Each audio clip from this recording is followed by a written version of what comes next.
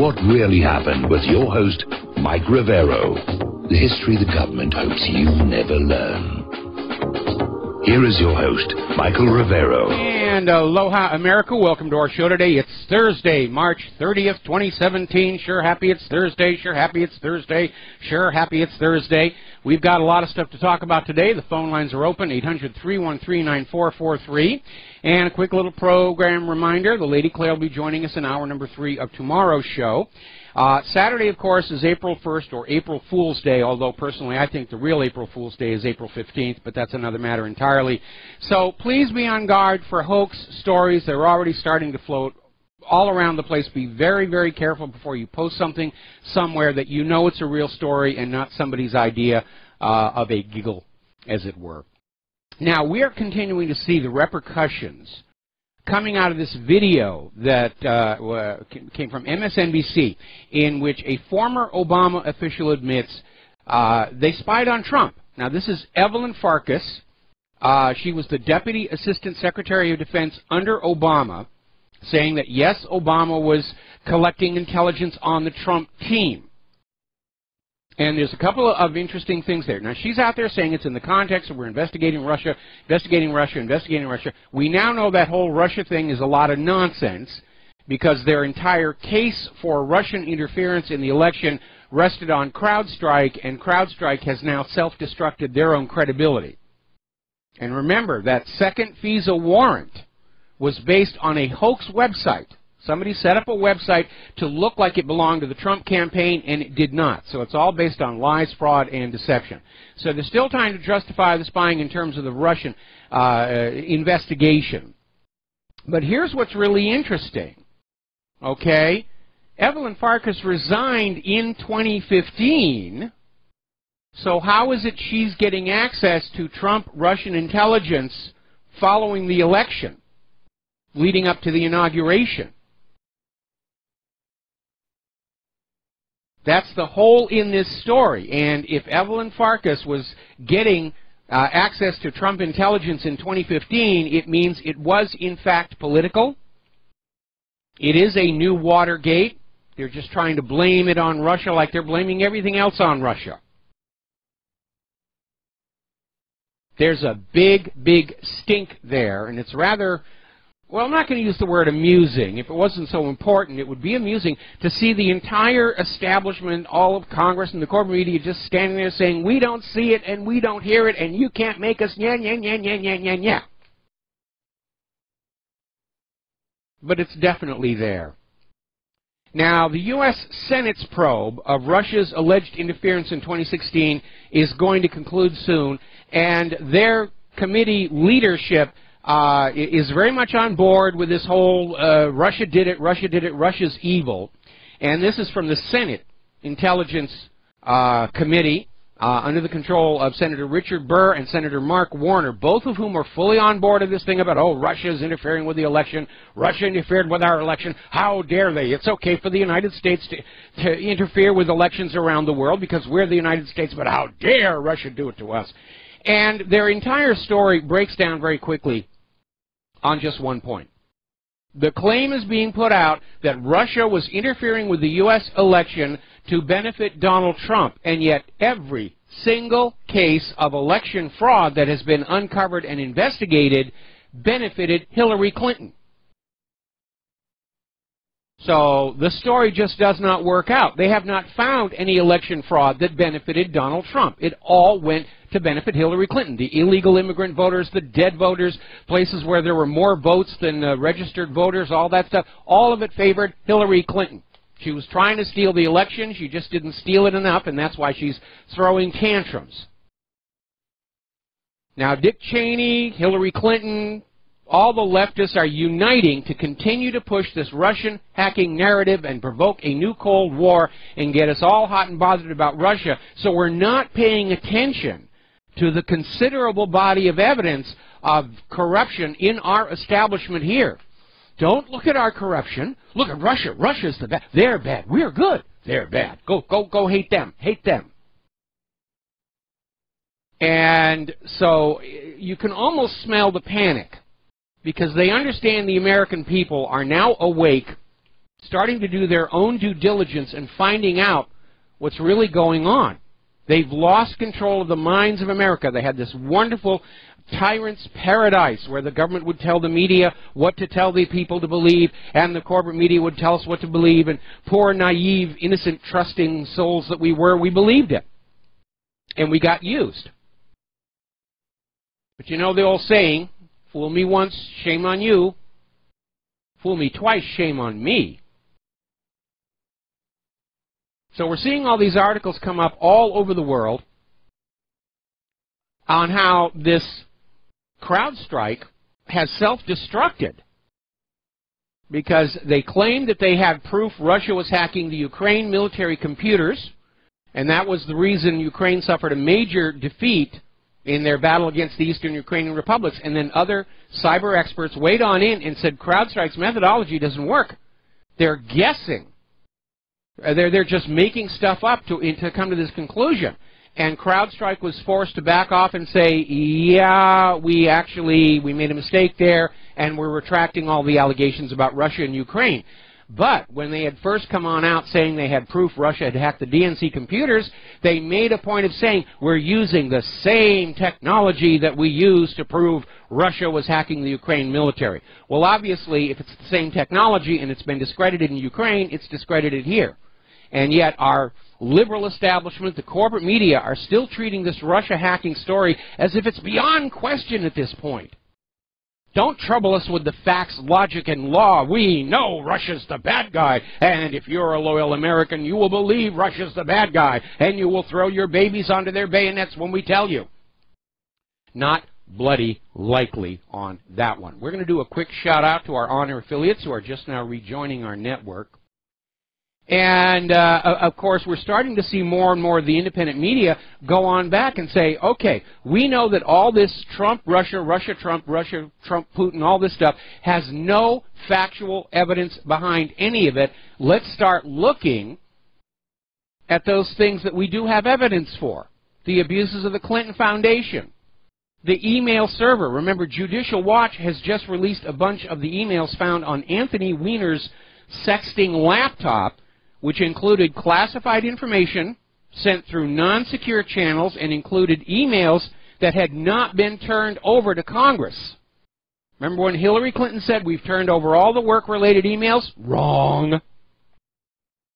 She didn't. They found more of them. Where's the congressional investigation into that? Where's the corporate media reporting on that? It's not there. Then you've got the Uranium One deal.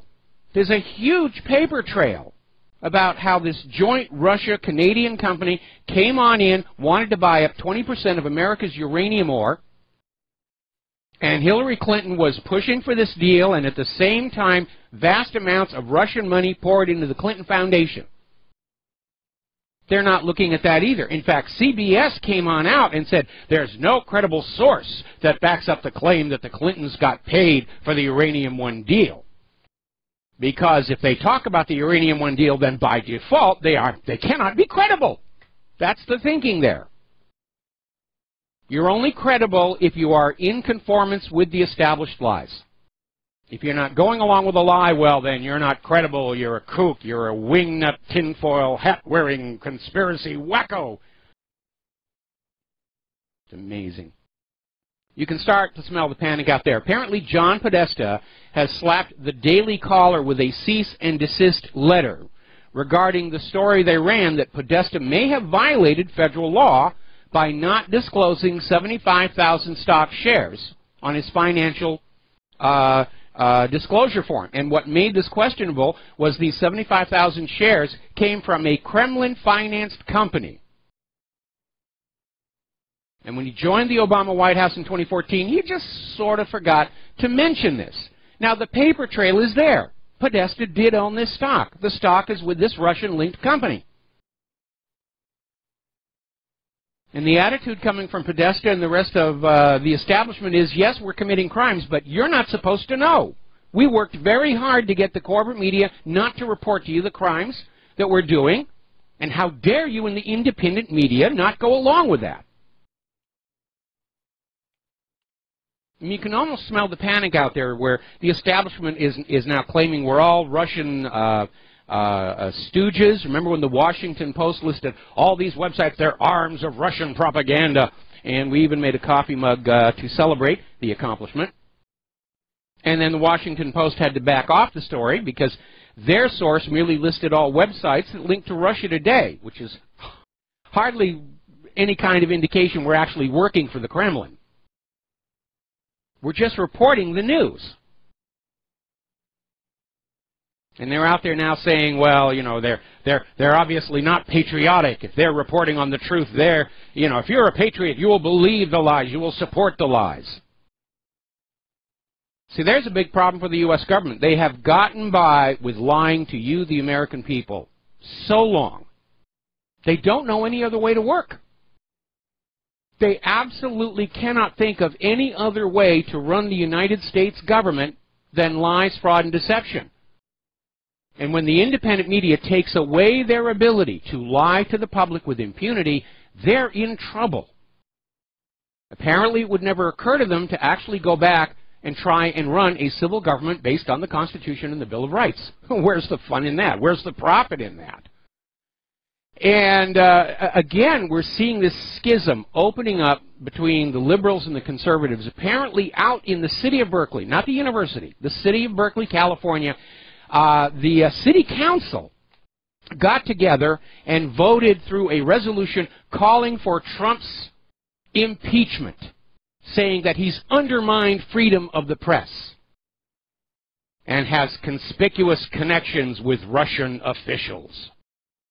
Well, 2 points I want to make. First of all, as president, he's supposed to talk to Russian officials. That's part of the job. It's in the job description. You will meet with the leaders of foreign nations and you will come to some kind of a deal with them or declare war on them, one or the other.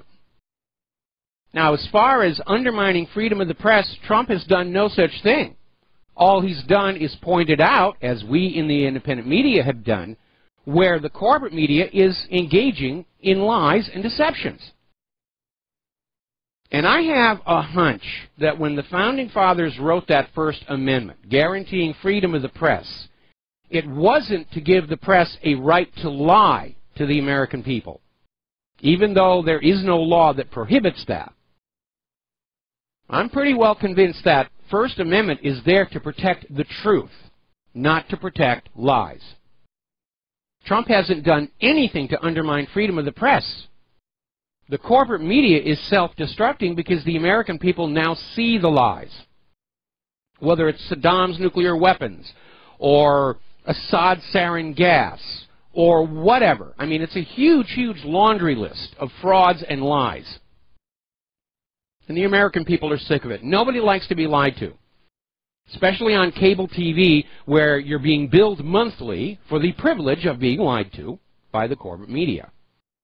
So it's really getting very, very silly. And I dread the fact that there are probably people within this ultra-liberalist, Trump is not my president cadre, who are willing to start a civil war in the streets of America. And that would be a real disaster. I don't want to see it happen for multiple reasons. I don't want to see ordinary, non-involved people being killed. I don't want to see homes being burned. But more importantly, no nation has ever survived a civil war inside while fighting multiple wars outside. The last guy who tried was Valens. The last emperor of Rome did not work out for him very well. In fact, that's pretty much historians' view. That was the end of the Western Empire. So apparently, in getting on back over to the Senate Intelligence Committee, Chairman Richard Burr and Vice Chairman Mark Warner are now out there saying that there were Russian bots that were interfering with the U.S. election, and the swing state losses are all the fault of these Russian bots that were out there pushing stories that were bad for Hillary Clinton and good for Donald Trump. They didn't need bots. We were all doing it. The American people were sharing information with each other, which is their right under that freedom of speech thing. And what they're trying to do is they're in thrash mode. They understand that that CrowdStrike case has evaporated. So now they're out there just trying to make up anything to keep this meme going, this idea that Russia hacked the election to benefit Donald Trump. Even though, as I mentioned before, every incidence of election fraud that has been uncovered and investigated all favored Hillary Clinton. And that's all you got to keep in mind. So, Brian Fallon, who's currently the National Press Secretary for the I Almost Made It to the White House Hillary Clinton campaign, was doing a speech at Yale University and said that, well, we fail to appreciate the profound impact of the Breitbart effect. It's Breitbart's fault that we lost the election. And it's another reminder, Hillary's people are still in denial. They're looking for a scapegoat for her loss. It's Breitbart. It was the Russians. It was the independent media. The stars were against us. Whatever. Anything to avoid a very simple truth. The American voters just don't like Hillary Clinton. The American voters are well aware of the long history of crime and corruption of the Clintons.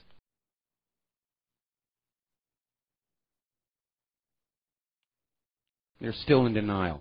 Now then, as I mentioned a little earlier, this is a story that I'm going to ask you to copy off the Judicial Watch website, and we have it linked to whatreallyhappened.com. This needs to be spread everywhere, all over social media. And we're all going to have to do it because I can guarantee you right now, Facebook and Google and all these other corporate media, social media companies, they're going to be trying to filter this and block it as much as they can.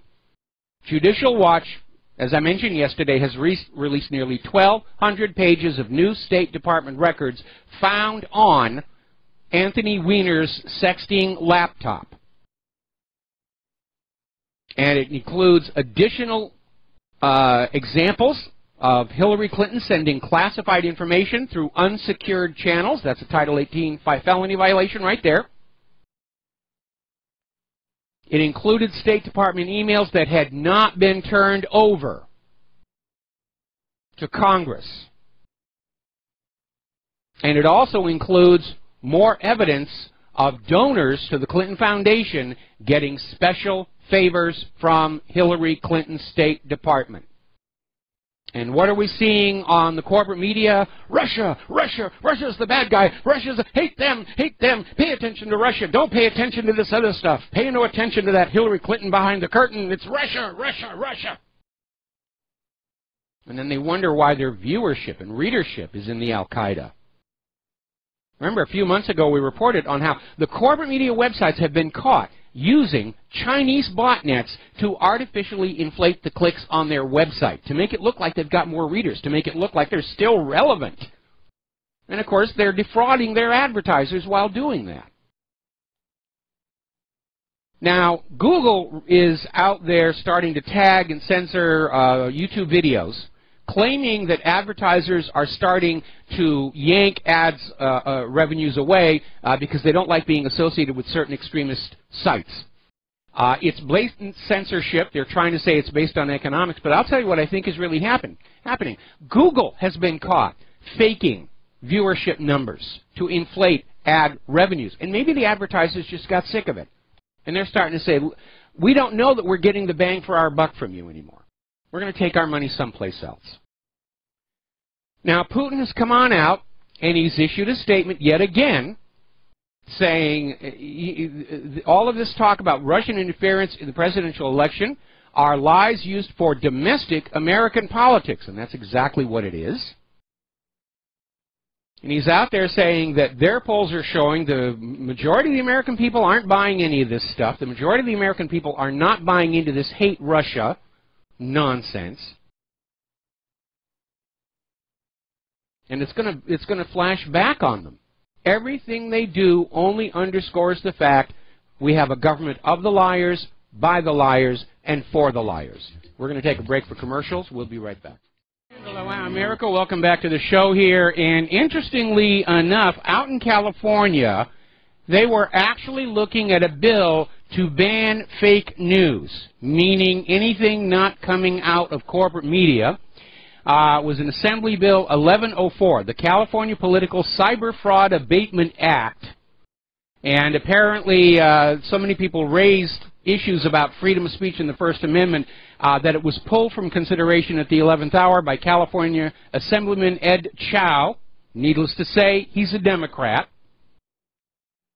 So they're afraid. They are absolutely afraid. If they can't lie to you anymore, they have lost all power. Because lying to you is where their power rests. That's basically it. Maintaining that illusion, that matrix, that's how they control you. They don't have enough soldiers and weapons to simply dominate 300 million Americans through fear. Not in a country where 88% of the households have firearms. They can't coerce you, they can't dictate to you, all they can do is swindle you. And that's how the United States government has been operating for the last half century. And now they're losing it, and now they're in a panic, because they don't know any other way to run a government. They've never had any experience running a real government based on the Constitution and the Bill of Rights. It's just not in their background. Now, up in New York, apparently somebody started a petition drive demanding First Lady Melania Trump leave New York for Washington, D.C. right now. Now, Melania wants to stay until the end of the school year so that Barron doesn't have to go through switching a school midterm, which can be difficult. And so apparently they got a lot of signatures on this thing, get out of New York. And that kind of weirds me out, more than I can tell you. Because I thought New York City was a sanctuary city where all immigrants are welcome. But apparently not. Not this particular immigrant. You get on out of here. We don't want you here. Continuing in this trend of entertainers thinking that they actually have a clue about politics, apparently Scarlett Johansson, when she was out there talking at this last women's rah-rah thing, came on out and said that she's considering running for political office. I understand George Clooney has got similar ambitions.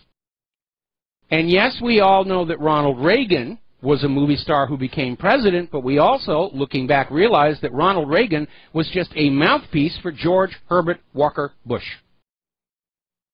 We've had enough mouthpiece presidents. We need real leaders, like Andrew Jackson, or an Abraham Lincoln, or a Harry Truman.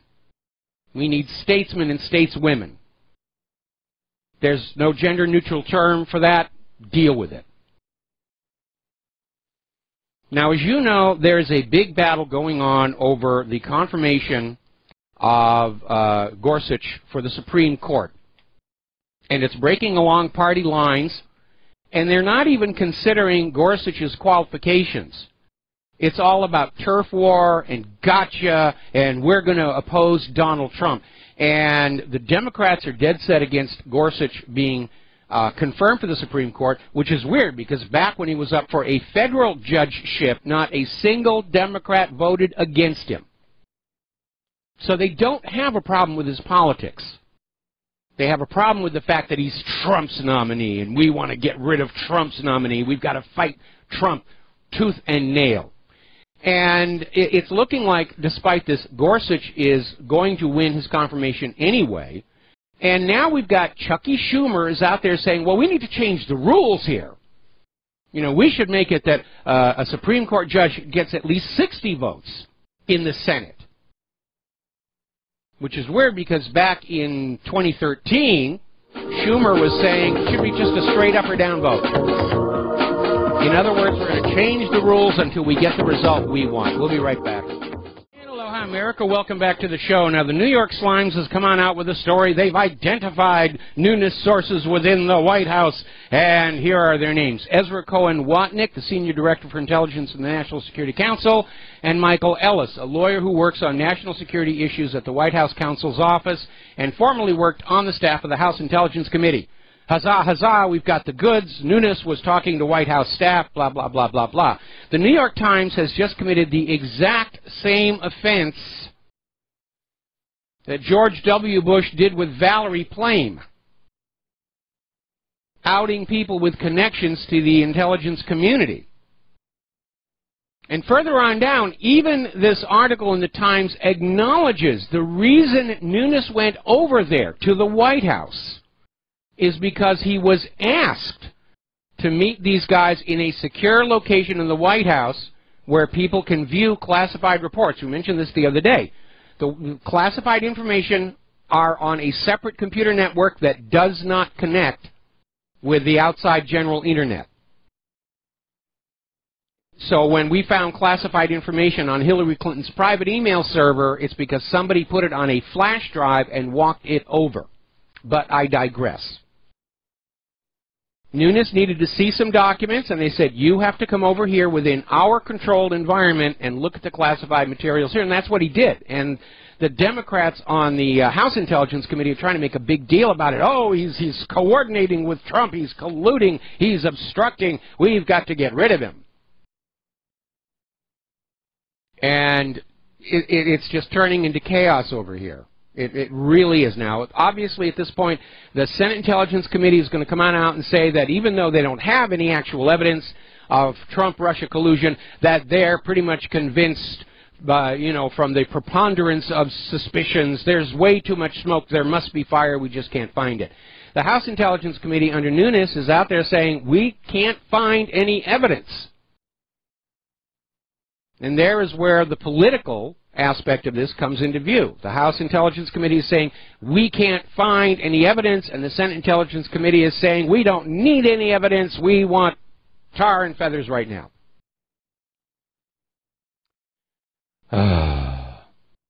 Now, getting on back to the category of people who populate our government, and like I said, there are rare exceptions. Cynthia McKinney, Dr. Ron Paul, Donald Trump himself, a handful of others. Trey Gowdy, obviously. Chavez. They're there because they really think they can make a difference, and good for them. But unfortunately, the vast majority of people in that government are there for the thrill of it all, for the power, and for a fast buck.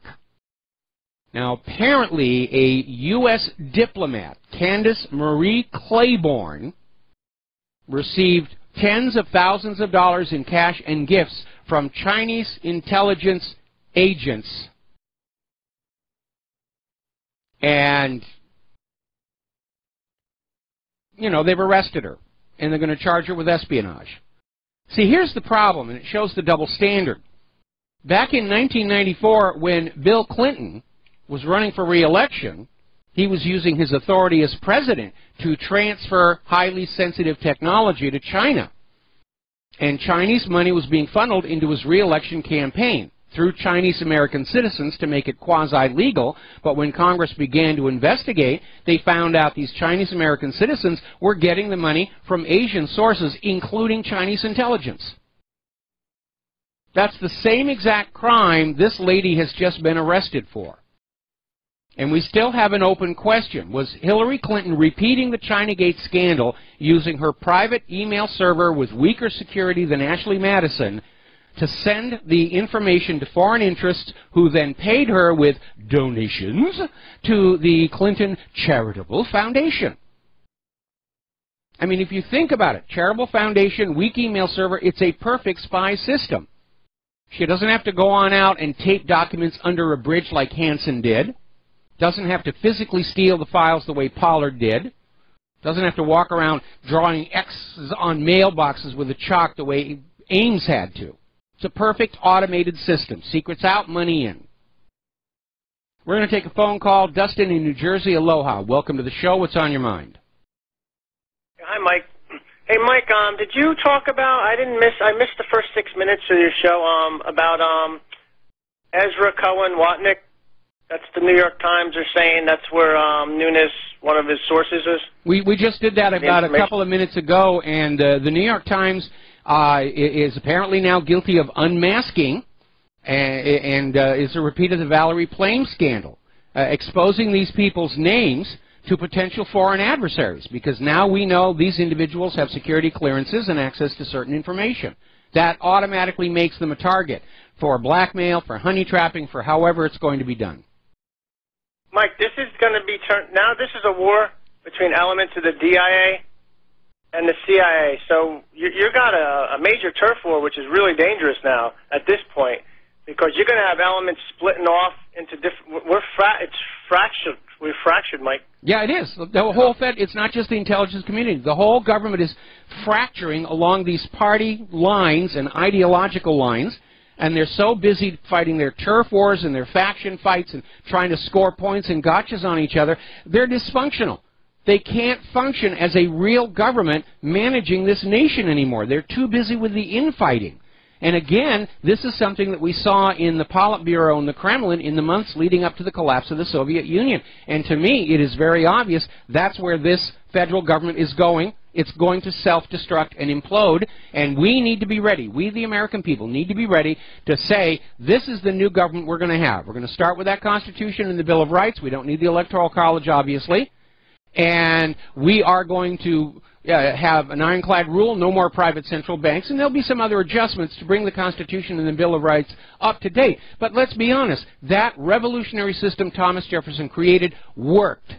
It worked wonderfully until the money junkies and the corrupt started mutating it and tinkering with it to turn it to their own advantage. So we need to erase all of that corrupting influence for the last 200 years and get back to a simple, elegant, constitutional republic with democratically chosen leaders who are elected in absolutely transparent, verifiable elections. But you notice, sir, one thing that nobody's noticing, well, we're noticing, is they're doing all this. But even for their own constituents, the Democrats, they're not getting anything done. No, they're not. They're actually doing this. It's a joke. It is. The government is paralyzed. I mean, except for the fact that they're continuing to drop bombs all over the place. Nothing is getting done. Every time Trump wants to go on out and try and get something moving, the obstructionists in Congress say, no, we're going to sit still. I want to improve the health care system. No, you can't. We're going to keep Obamacare no matter how bad it is, just because it's Obama and we're opposing Donald Trump. It's a government that is in a state of paralysis. Hey, Mike, I want to switch over, if I have time, to talk about Putin with the Arctic conference he had. And look, he knows, they know what's going on, because he said they won't let Trump do this. And he also said, like, about the French riots and all this, the Arab Spring. The Russian government, the FSB, they exactly know what's going on.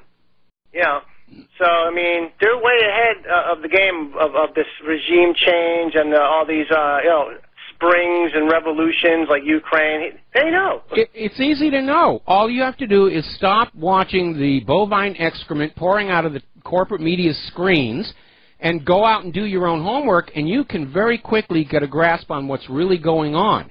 And I wish Trump would do that, because I'm still of the opinion that he's basing his decisions as president on a worldview that is still rooted firmly in what corporate media has been feeding him his entire lifetime.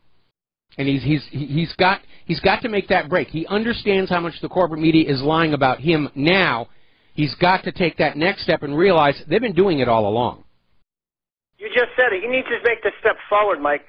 For if they take a step forward, he needs not to step back, because they're just going to keep stepping forward. He's got to move 2 steps forward when they move 1 step forward. He cannot step backwards with these people. He's not going to work with these people. Will not work with him. No, they won't. Never, they absolutely won't. And Trump needs to understand he's not in a business environment anymore. He's in politics, and politics is a very, very different beast than the world of business. And he's trying to be businesslike, and that is a big mistake. He's got to be a leader. And again, I'm at a point right now where I have to admit I'm very disappointed in some of what Donald Trump has been doing, especially with regards to the military escalations. But he's still the president, and if he wants to stay the president, he's got to regain the initiative. He's got to do more than just go on out and tweet that it's time for an investigation into the Clintons. He's got to call up Attorney General Sessions and say there is ample cause here for a full independent counsel investigation into the Clinton Foundation, the email server, and the rest of it. Or if nothing else, Let's get Judicial Watch, let's get Freedom Watch, let's get Larry Klayman, and give them the resources they need and the legal authority they need to do the job for us. And Mike, I want to go back to real quick on Putin with Iran. They're also doing a lot of railroad deals with running electricity lines for the railroads and commodity trading. So they're moving forward. We're stagnating. There's the future, Eurasia. Yeah, absolutely. They're making deals. The United States wants to make war. The rest of the world is making deals. Peace through commerce. And the reason the United States can't go down that route is because we've allowed our manufacturing to decline for 30 years. We've waived product liability on so many areas of our commerce. Nobody trusts our products anymore. Nobody wants our GMO agriculture. Nobody wants our vaccines anymore. And anything that we make is overpriced junk that doesn't work. And that's why we're in this corner here. We've got nothing to hold up the economy other than forcing the world to borrow our Federal Reserve notes for cross-border trade and banking. The rest of the world doesn't want to do that. And that's the reason for all these wars. Conquer the Middle East, oil countries, shackle that oil trade to the U.S. dollar. Conquer Venezuela, shackle their oil to the U.S. dollar. And that's what they're trying. That's what is behind all of these wars, is an argument over whose brand of ink and paper we're going to be using for the next 100 years. This clash of civilization is actually a war between banking systems. And millions, possibly billions, are going to die if this thing gets out of control. So anyway, thank you very much for the phone call. We're going to let you go. We're going to get into the news from the war zones. It's still going crazy over there. There's an article that came out of antiwar.com which sums things up pretty clearly. U.S. wars are escalating across the Middle East with no end in sight. We're still stuck in Iraq. We're still stuck in Afghanistan. We can't make headway in Syria. We can't get into Iran. We're in a quagmire in Libya. We're in a quagmire in Yemen. And still the war hawks are out there saying, let's add a few more onto that list. By golly, there's no such thing as too much war. Yeah, there is. It's called losing. We all know who the aggressor is here. It's the United States and its allies. We know why they're aggressing. They have allowed the economy to become lopsided in favor of the money junkies and the financiers. And they've forgotten that a healthy economy has to have products to sell to other countries, and those other countries have to want to buy those products, not be arm-twisted into it through Trans-Pacific Partnership and Transatlantic Trade and Investment Partnership. That's how the mafia sells the product. If you don't buy the stickers from us to put on your machine, something bad going to happen. It's exactly what it is. It's a protection racket. You will buy our GMO agriculture or bad things will happen to you. Now then, latest word is the Syrian army is regaining ground up in northern Hama, and that's a very, very good thing. Apparently the Syrian army and Hezbollah are fighting the terrorists near the Syria's border with Lebanon. And that is one of those situations where Israel's probably very tempted to send in more warplanes. And I hope reason will prevail, because Syria is now shooting at Israel's warplanes and threatening an outright missile strike into Israel if Israel doesn't mind its own business in this. Now, yesterday we were reporting that some of these formerly U.S.-backed terrorists were accepting Assad's deal, and they were leaving Homs. Well, there's been a clarification on that. About half of them have put down their arms and accepted the amnesty deal, and the other half have not, but the net result is they all still left anyway, and so it looks like Homs is going to be back under Syrian control very, very quickly. Meanwhile, all indications are that the U.S.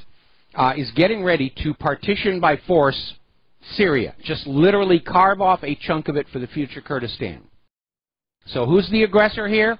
It's not Assad. It's not Russia. It's the United States. Now, Tillerson is trying to make it look like we're going back to this idea that we're really thinking about what's best for the Syrian people.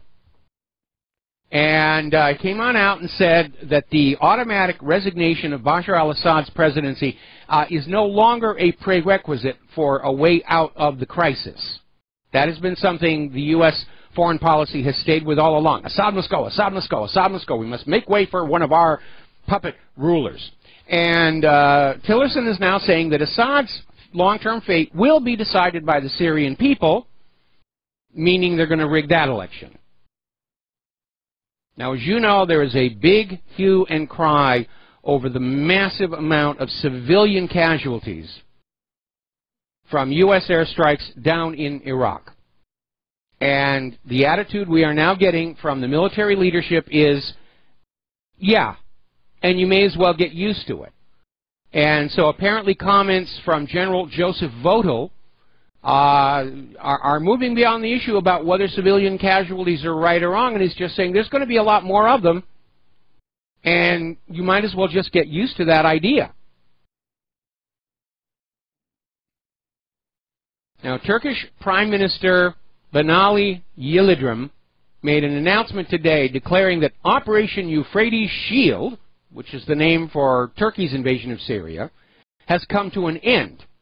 Well, not exactly. They've just given it a new name. But Turkey is still trying to invade Syria. It's amazing. It is amazing. We really do live in that media-dominated generation where they think they can change the name of something and will forget what it was before. And no, we don't. We don't do that anymore. All right, we're coming up here on another commercial break. We'll be right back after these few words from our sponsors. And aloha, America. Welcome back to our show here. And I'm sure you all remember ISIS. This was this media presentation that came out of these known Israeli propaganda sites like Site Intelligence and the rest of it. And there was this big theater presentation to remind us how horrible these people are. You know, ISIS was beheading people, and some of those videos and photos turned out to be fake. Then they really went and burned up a guy to show how desperate they were. ISIS is dropping kittens into blenders. ISIS is tearing the tags off your couch cushions, all this other stuff. Be afraid of ISIS, be afraid of ISIS, booga, booga, booga. And then it kind of faded off and went away. All of a sudden, we're starting to see a ramp up again of these media presentations about how evil ISIS is and how we have to be afraid of them. And two that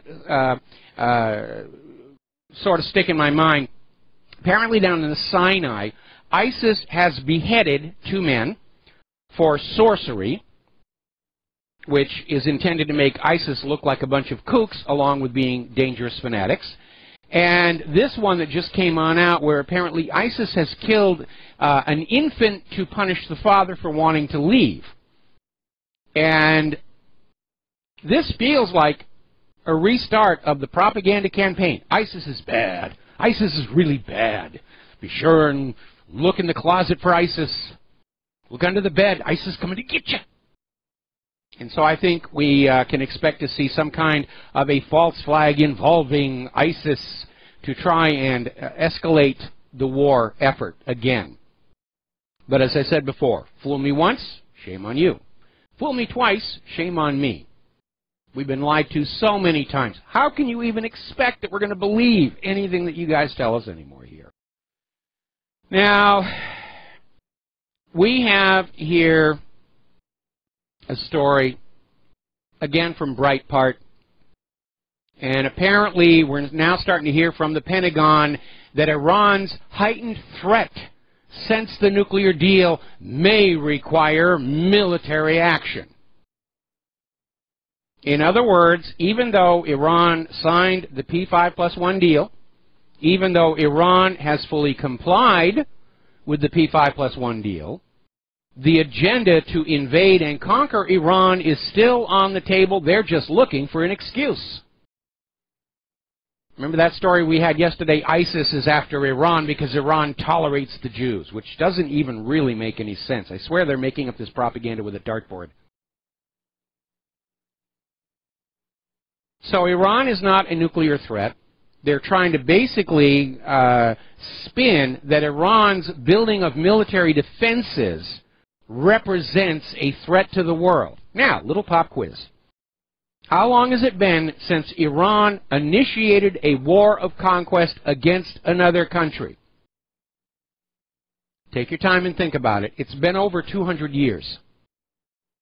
And certainly not since the 1979 Iranian Revolution.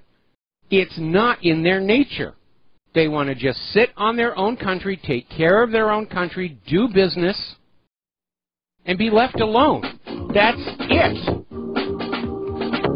But it looks like the war on Iran is back on the table. We'll be right back. Aloha, America. Welcome back to the show. Hour number 2. The phone lines are still open, 800-313-9443. We're talking about the war zones, all the wars going all over. Russia has just asked a very reasonable question in my mind. It's saying, if the United States is the world's conscience, as it likes to portray itself as, why doesn't it see what's happening in Yemen? And that is a very good question. The United States has, for decades, portrayed itself as the leader of the free world, the champion for human rights. And Moscow's called them on it, calling their bluff. If you are, as you claim to be, the world's conscience, why are you not seeing what's going on in Yemen? And of course, the same question could be applied equally to the civilian deaths we're seeing in Syria and Iraq, that are treated as, well, you know, cost of war, and there's going to be more of them, but oh, please feel just horrible trauma for all those poor people killed up there in Westminster, near Parliament. The hypocrisy is staggering. In fact, if hypocrisy were an Olympic sport, the United States would have swept the gold. Now, Israel is throwing yet another tantrum. Netanyahu is over here with the AIPAC conference, and he got up there and he said, Israel is going to cut back their contribution to the United Nations by another $2 million in protest at all the resolutions that the UN has passed against Israel, which are obviously rooted in hatred of Jews and anti-Semitism. I think it's specifically aimed at that report that came on out recently said Israel's an apartheid state, which nobody can really deny. But Israel twisted the arm of the U.S. government, and the U.S. government twisted the arm of the United Nations. The United Nations retracted the report. The author of the report has now resigned in protest and is out there on a speaking tour saying, yes, Israel is an apartheid state. And so now Israel is saying, well, we're going to punish the United Nations for even having posted that report in the first place by pulling back $2 million. If you're out of money, go get it from the Americans. I think if I were the United Nations, I would respond to this obvious attempt at extortion by republishing that report and just say, we've had it with Israel's tantrums. Israel should not be in the United Nations anyway, because Israel's membership at the UN had 2 conditions placed on it. In fact, Israel is the only nation that's a member of the United Nations that had conditions on their membership. Condition number 1, Palestinian right of return. Condition number 2, if the Palestinians chose not to return to their homes and villages taken during the creation of Israel, Israel would financially compensate them for those properties. Israel hasn't complied with either one of those. I'd like to see the United Nations man up, as it were, or person up for all you liberals. Grow a spine. That's gender neutral. Grow a spine. And kick Israel out. Now then, you know, the other day, there was a story that came on out. We had a while back all of these bomb threats against Jewish centers around the world, and oh, it's the rise of anti-Semitism, and the corporate media was just out there saying, oh, Jew hatred has just never been this high before, it's the rise of the Nazis, and we've got to do something. And Trump said, you know, this could be a hoax, and the media excoriated them, and then it turned out it was a Jewish teenager making all these bomb threats, and they arrested him. And you'd think they'd want to throw this guy in the Huskow for making the fake bomb threats, using up civil resources, dealing with the bomb threats, and if nothing else, embarrassing the heck out of both Israel and the corporate media. But no, we're already seeing in the corporate media how we should feel sorry for this poor kid. It turns out he has autism, and he's got a tumor. He didn't know what he was doing when he was making all these bombs.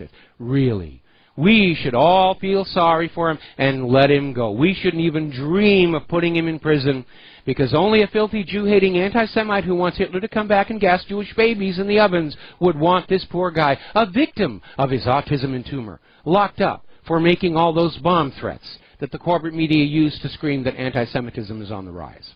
Right. I'm starting to wonder, are there any of these hate crimes that are not hoaxes? Because this is nothing new. It's been going on all along. In fact, we posted a flashback article to 1963, when 5 Jews were arrested for painting swastikas on the Israel consulate in New York. So they could come on out and say, oh, Nazis, Nazis, Nazis. I want to share an insight with you. Israel's out there trying to say the Nazis are going to come back and kill us. No, they aren't. Everybody who's running around just like a Nazi is usually being paid to do that. In fact, there was a big stink back in the 1930s. There was an American Nazi party that was out there, and of course, various Jewish organizations were saying, we need your donations. We've got to defend our people against these horrible Nazis. And it turned out the head of this American Nazi party, which had a total membership of like 6, but they got a lot of press, he was charged with embezzling from his employer. And his employer turned out to be the Anti-Defamation League. It's all hoaxes. It's all illusion. Now, here's a story that raises some concerns. This is from Mondo Weiss.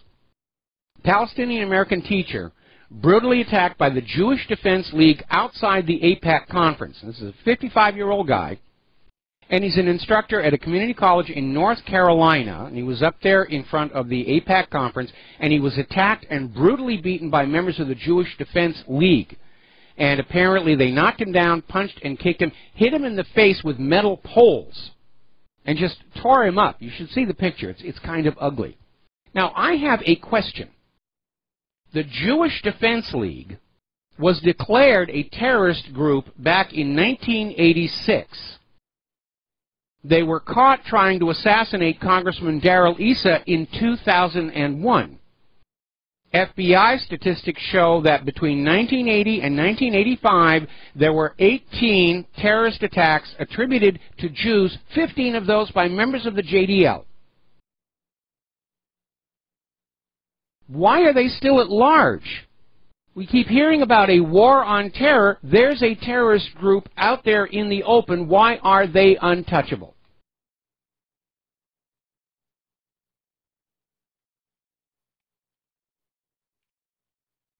So, anyway, I remember the JDL, at about the same time they were doing Darrell Issa, they had a plot to blow up a mosque, which was thwarted. And they arrested the JDL's leader at the time, Irv Rubin, who apparently was going to roll over and make a deal with prosecutors. And then all of a sudden he got really depressed and committed suicide in prison. Let's talk about the economic news now. The pound is getting a little bit of a roller coaster ride, a little bit of turmoil, following Theresa May invoking Article 50. And a lot of it is a tremendous amount of uncertainty as to what's going on, because you have Donald Trump is fast-tracking a trade deal with Great Britain. You have the EU now threatening to veto the Brexit if Great Britain makes any trade deals with any country before the Brexit is finalized 2 years from now. This is another one of the EU's underhanded tricks to try and derail Brexit by literally saying Great Britain cannot trade with any other country until the process is over. No trade deals anywhere. So they're still trying to find a way to unwind this here. Now, gold buying is soaring over in Great Britain. British demand for investment gold bars has surged 39% as a means to preserve their wealth against an uncertain pound sterling. We're not seeing that demand reflected in the price of gold for some strange, mysterious reason, but it's definitely there. Now, as we reported last week, actually earlier this week, Rand Paul's Audit the Fed bill passed the House committee. Now, this was originally written by his father, Ron Paul, and a lot of people are shouting their approval, and they're asking, what does it mean for the Federal Reserve? Well, I hate to sound like a pessimist, but I would be very surprised if this bill actually got voted through Congress, because the Federal Reserve and Wall Street are very generous supporters of political campaigns. And that's why they always get what they want. Everyone always talks about getting rid of the Federal Reserve. The reality is Congress can revoke the charter of the Federal Reserve anytime they want to.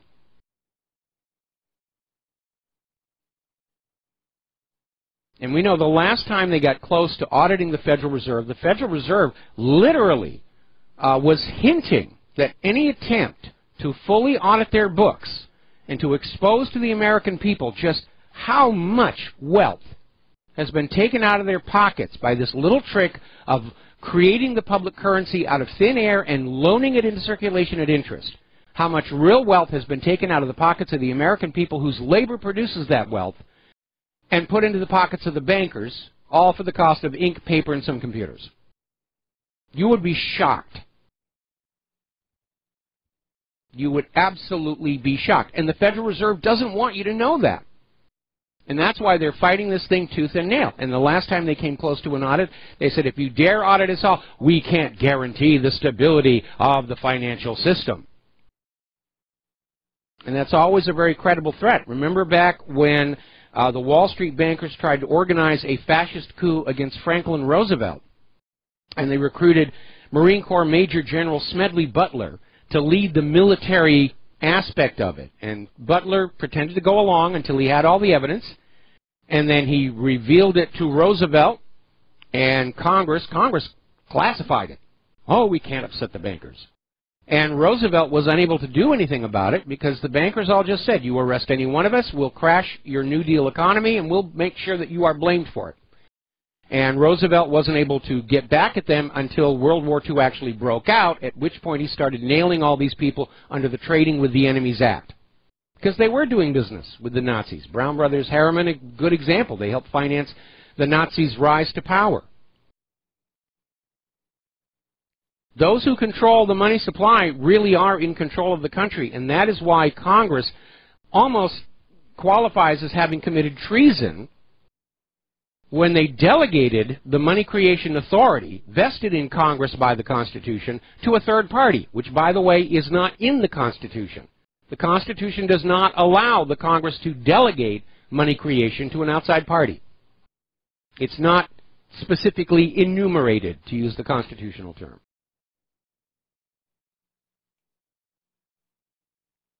So I would like to see it happen.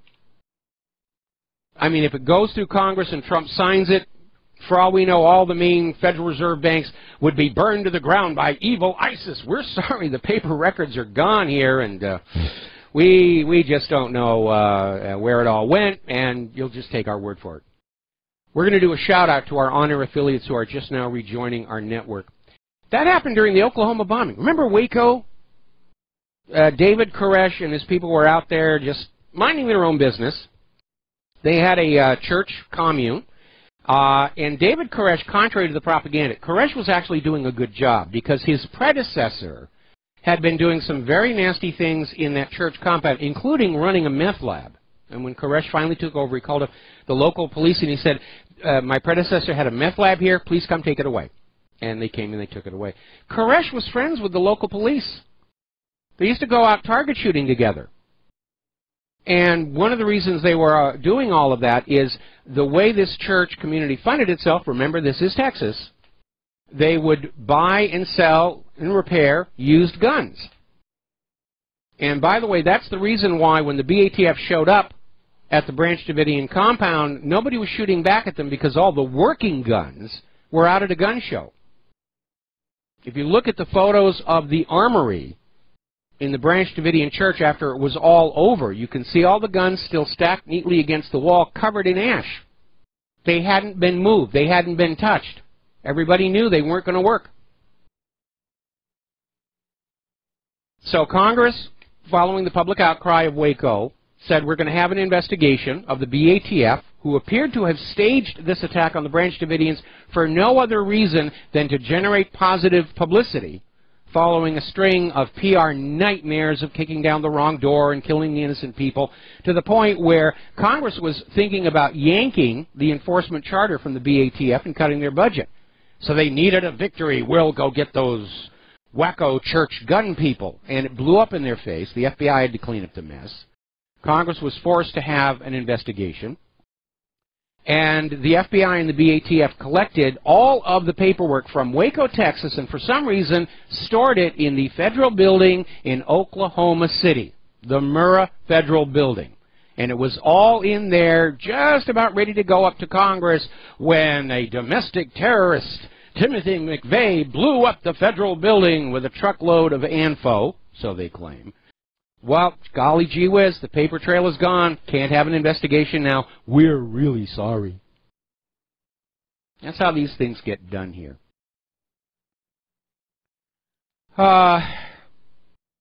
Story coming out of Investment Watch blog, the core of the problem in America, the private Federal Reserve Bank. Yes. Private central banks do not exist for the benefit of the nation and the people. They exist to serve themselves and their owners.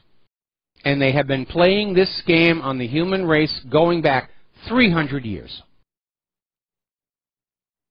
And all it takes is ink, paper, these days computers, and enough politicians willing to sell out their country, which is almost all of them. Jim Rogers is out there saying the Federal Reserve is going to be the ruin of us all. And he's absolutely correct about that, because the Federal Reserve isn't interested in the welfare of the nation and its people as a whole, only in the maximization of its profit. Look at how the central banks over in Europe are just bleeding Greece and Cyprus absolutely dry, or Venezuela. They're driving these countries into mass starvation, famine, and collapse just so they have another little coin to rub between their greasy little fingers. Doug Nolan is out there saying central bank credit risks are reaching new highs. Everybody is overextended. And here is where we see the pyramid is starting to crumble a little bit higher. And by that I mean, when you have a pyramid, it starts to fracture at the bottom. Wages and salaries fall off, consumer borrowing falls off, and then the cracks start to move up higher. Because now corporate borrowing has ground to a halt. In other words, nobody is trying to start a new business. Commercial and industrial companies are not borrowing any money. They're not starting a new business because they know the customers aren't going to be there. Because everybody below them on that economic period has been bled dry.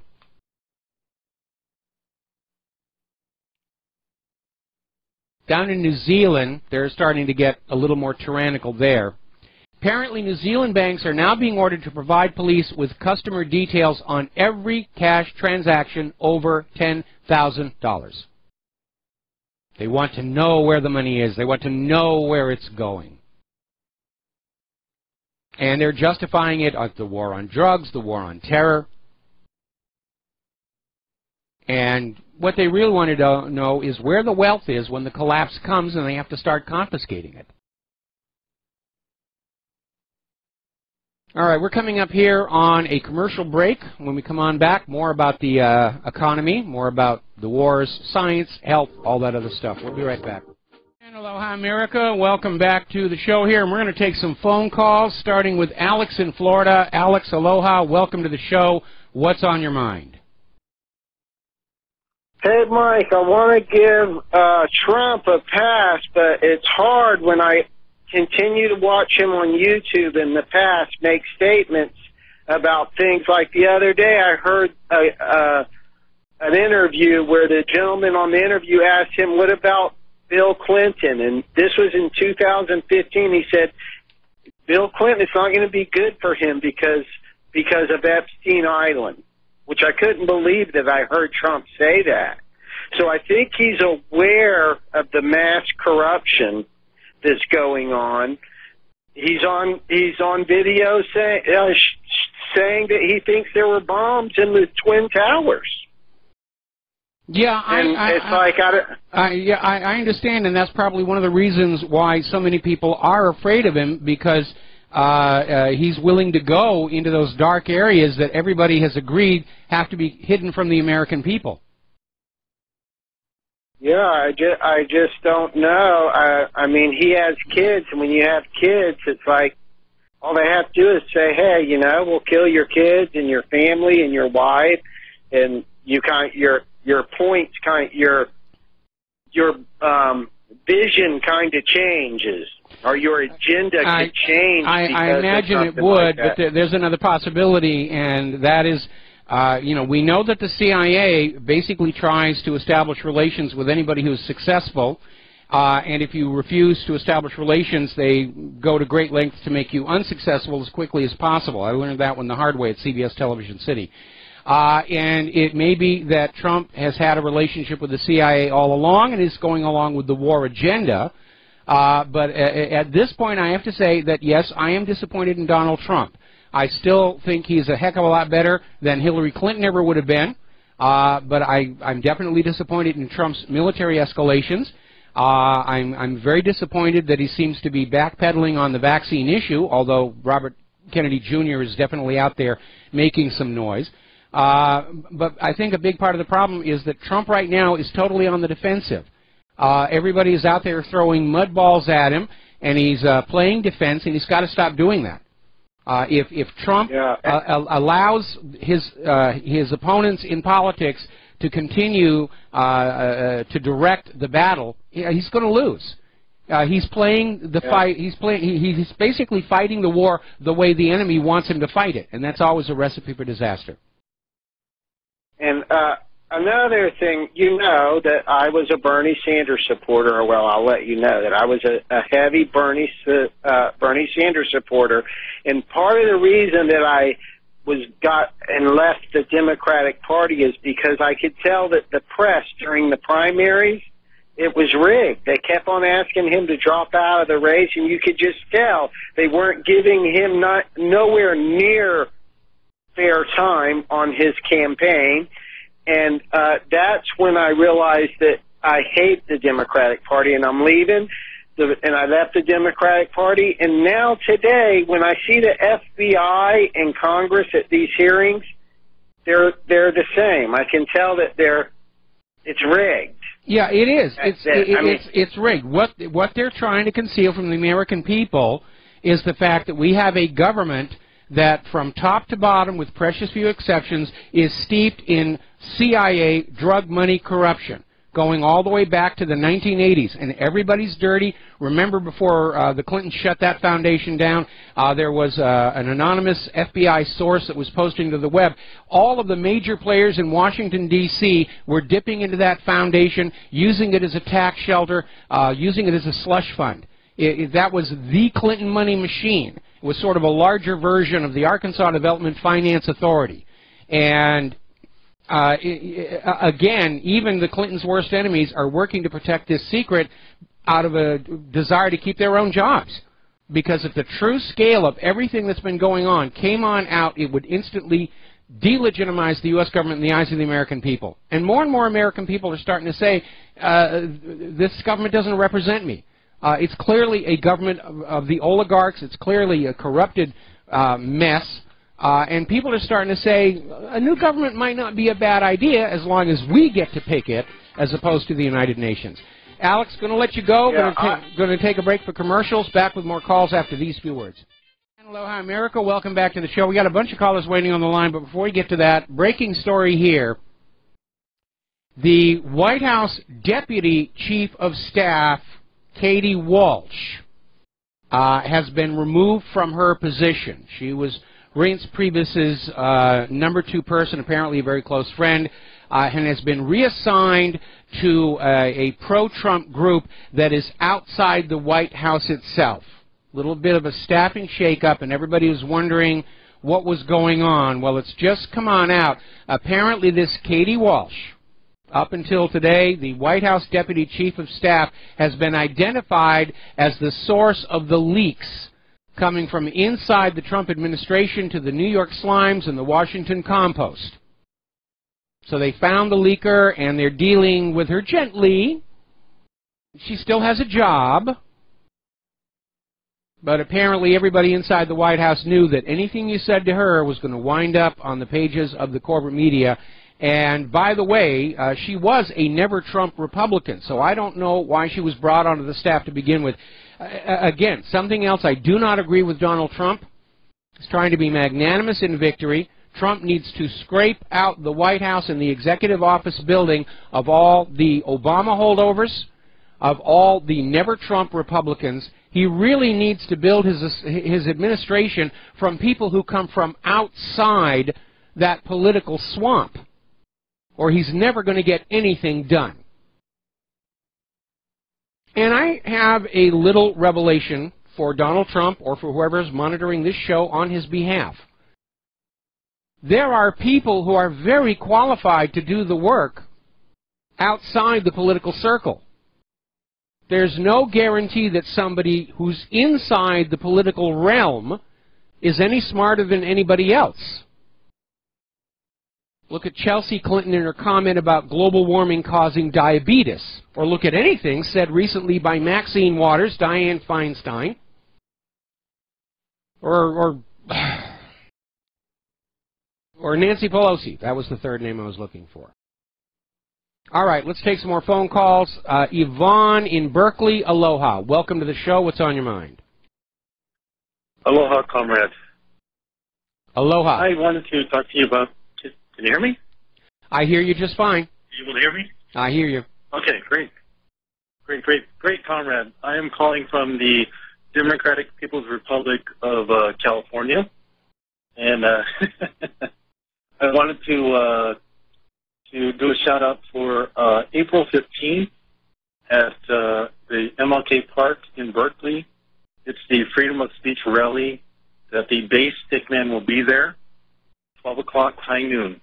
We want to stand up for our rights to have our freedom of speech, regardless if we're for Trump, against Trump, or neutral.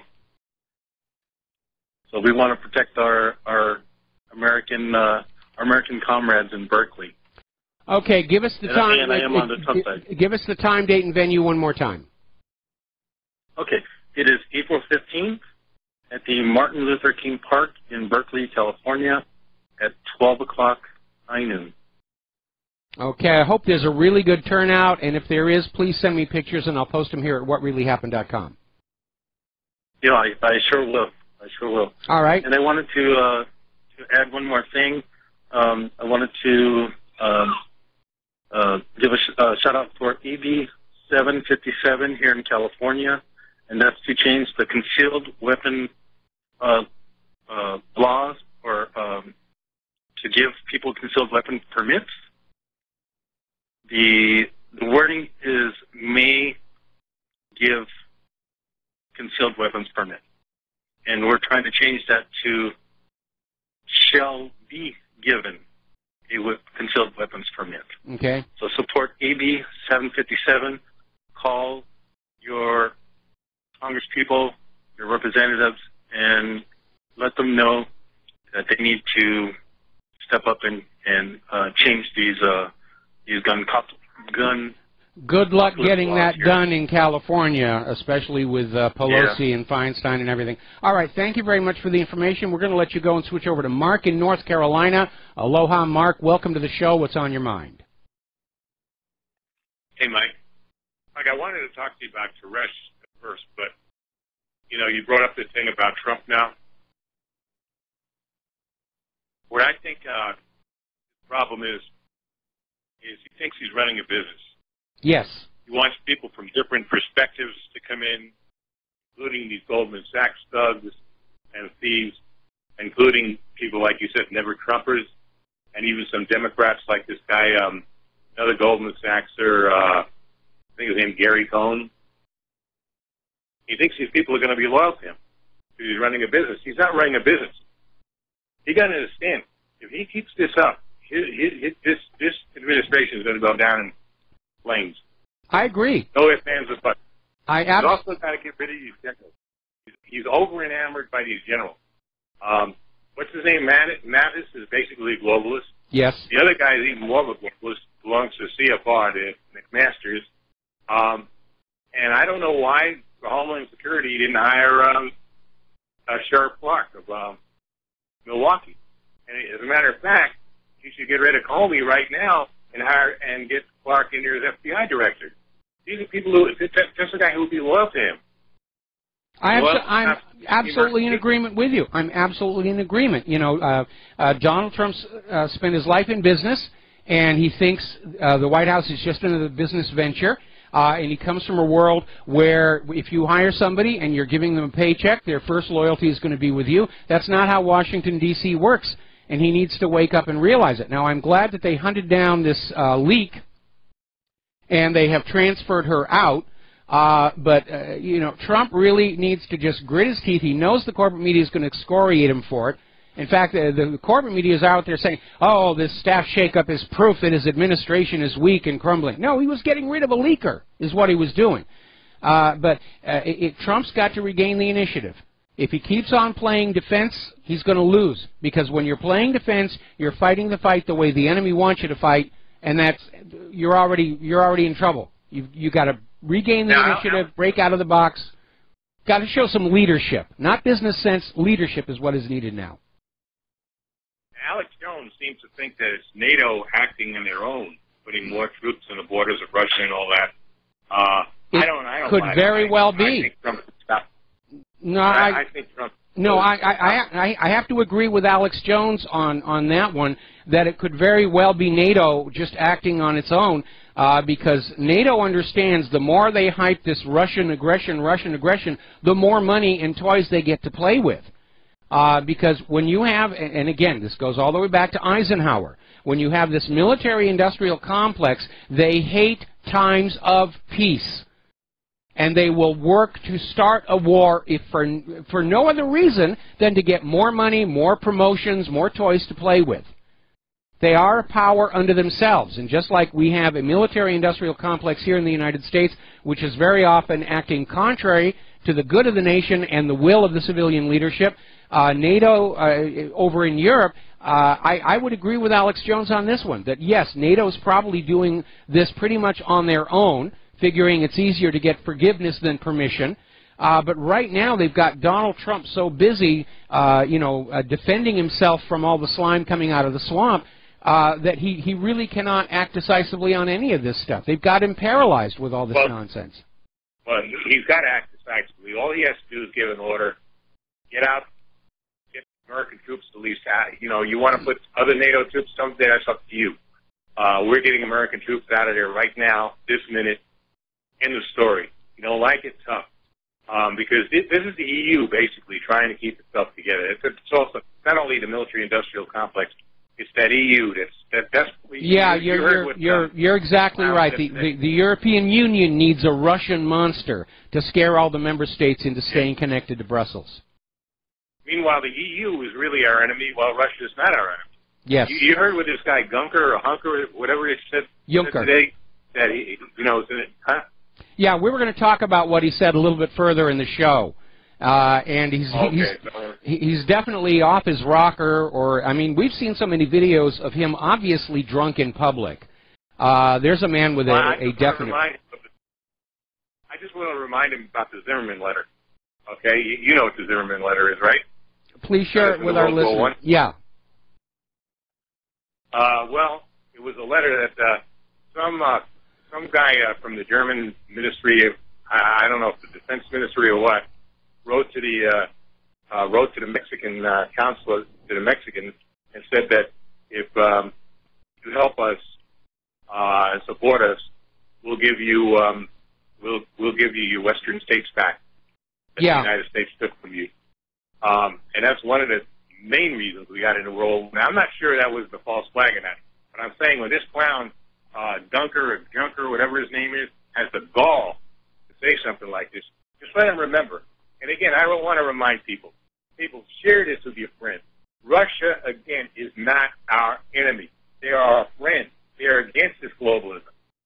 The enemy is the EU. The enemy is the globalists. The enemy is the enemy within the domestic enemy. It has nothing to do with Russia. And neither is Iran, by the way. Iran is not the kind of Islamists that want to spread their religion by force. They don't want to do anything by force. The problem there is the Saudis and the Saudi-backed weak or Wahhabi. And I don't know whether the Israelis are involved in this also. I'm not even sure. Probably to some extent somewhere. Anyway, listen, Mark, I need to let you go because we got a bunch of calls waiting on the line. We're running out of time here. But, you know, you're absolutely right. Donald Trump's trying to be a businessman, and he needs to be a leader right now. And I'm in agreement with Alex Jones that NATO is doing a lot of this escalation in Europe. And I think one indicator of that is every time you see another story about more and more weapons going over to the Russian border, it's from some other EU country, not the United States. We're sending Polish F-16s to the border. We're sending from Romania and so forth and so on. Anyway, Mark, we're going to let you go, and we're going to switch to Brendan in San Francisco. Aloha. Welcome to the show. What's on your mind? That was a great call. I was going to bring up Alex Jones. I've been very critical of him, but today he had an excellent show. I recommend all 4 hours be watched by the viewers. Basically, it covered like the 4 stages of Islamic conquest, and there's plenty of information on the internet about it. It's called a hijra, and there are 4 stages, and once they get up to around 10% is when they start implementing all their nonsense, Sharia nonsense. I want to piggyback on the last call, though. There was a really interesting session in Congress where Panetta was being grilled about who authorized war acts, and basically he baited him into admitting that they don't rely on Congress to declare war anymore, and he was saying that NATO he was dancing around in circles, but basically he was saying they waited for NATO and a coalition to authorize war, and he goes, I can't believe what I'm hearing from you, Panetta, that we're not relying on Congress and that NATO is pulling the strings. So it really does demonstrate that we have lost control of our government, just to piggyback on the last call. Well, more importantly, we've lost control of the war policy. Right. Well, there you go. I mean, that is our government, and we've handed over our authority, and shame on Congress.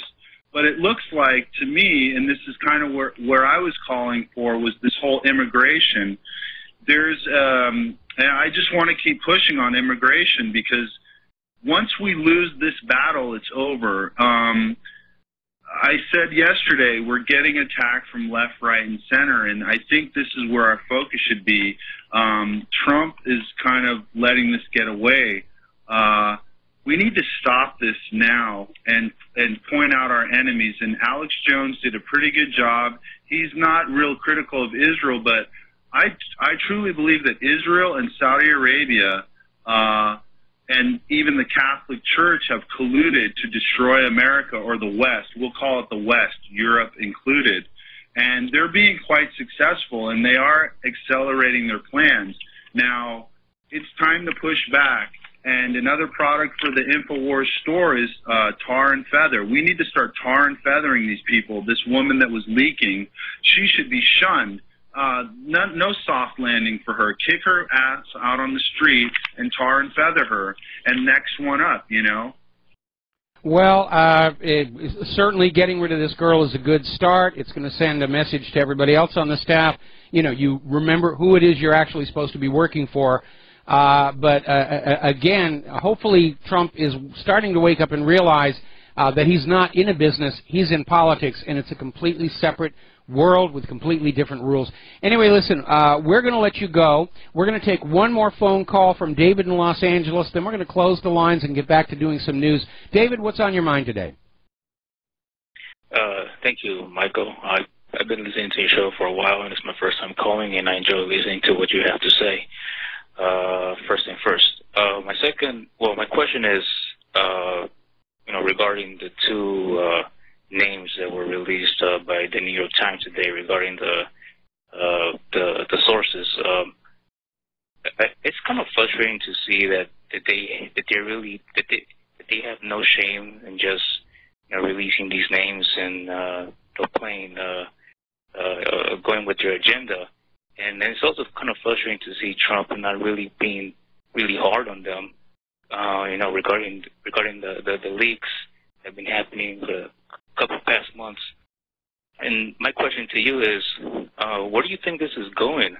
Because as one previous caller mentioned, that there's a lot of deterioration going in the government, and so as a spectator, I'm just interested to know, what do you think this is going in the next couple of weeks? Well, it's hard to say. At this point, as near as I can tell, the establishment propaganda, the corporate media, are rapidly losing what remains of their audience, and they're just getting more and more desperate and more hysterical.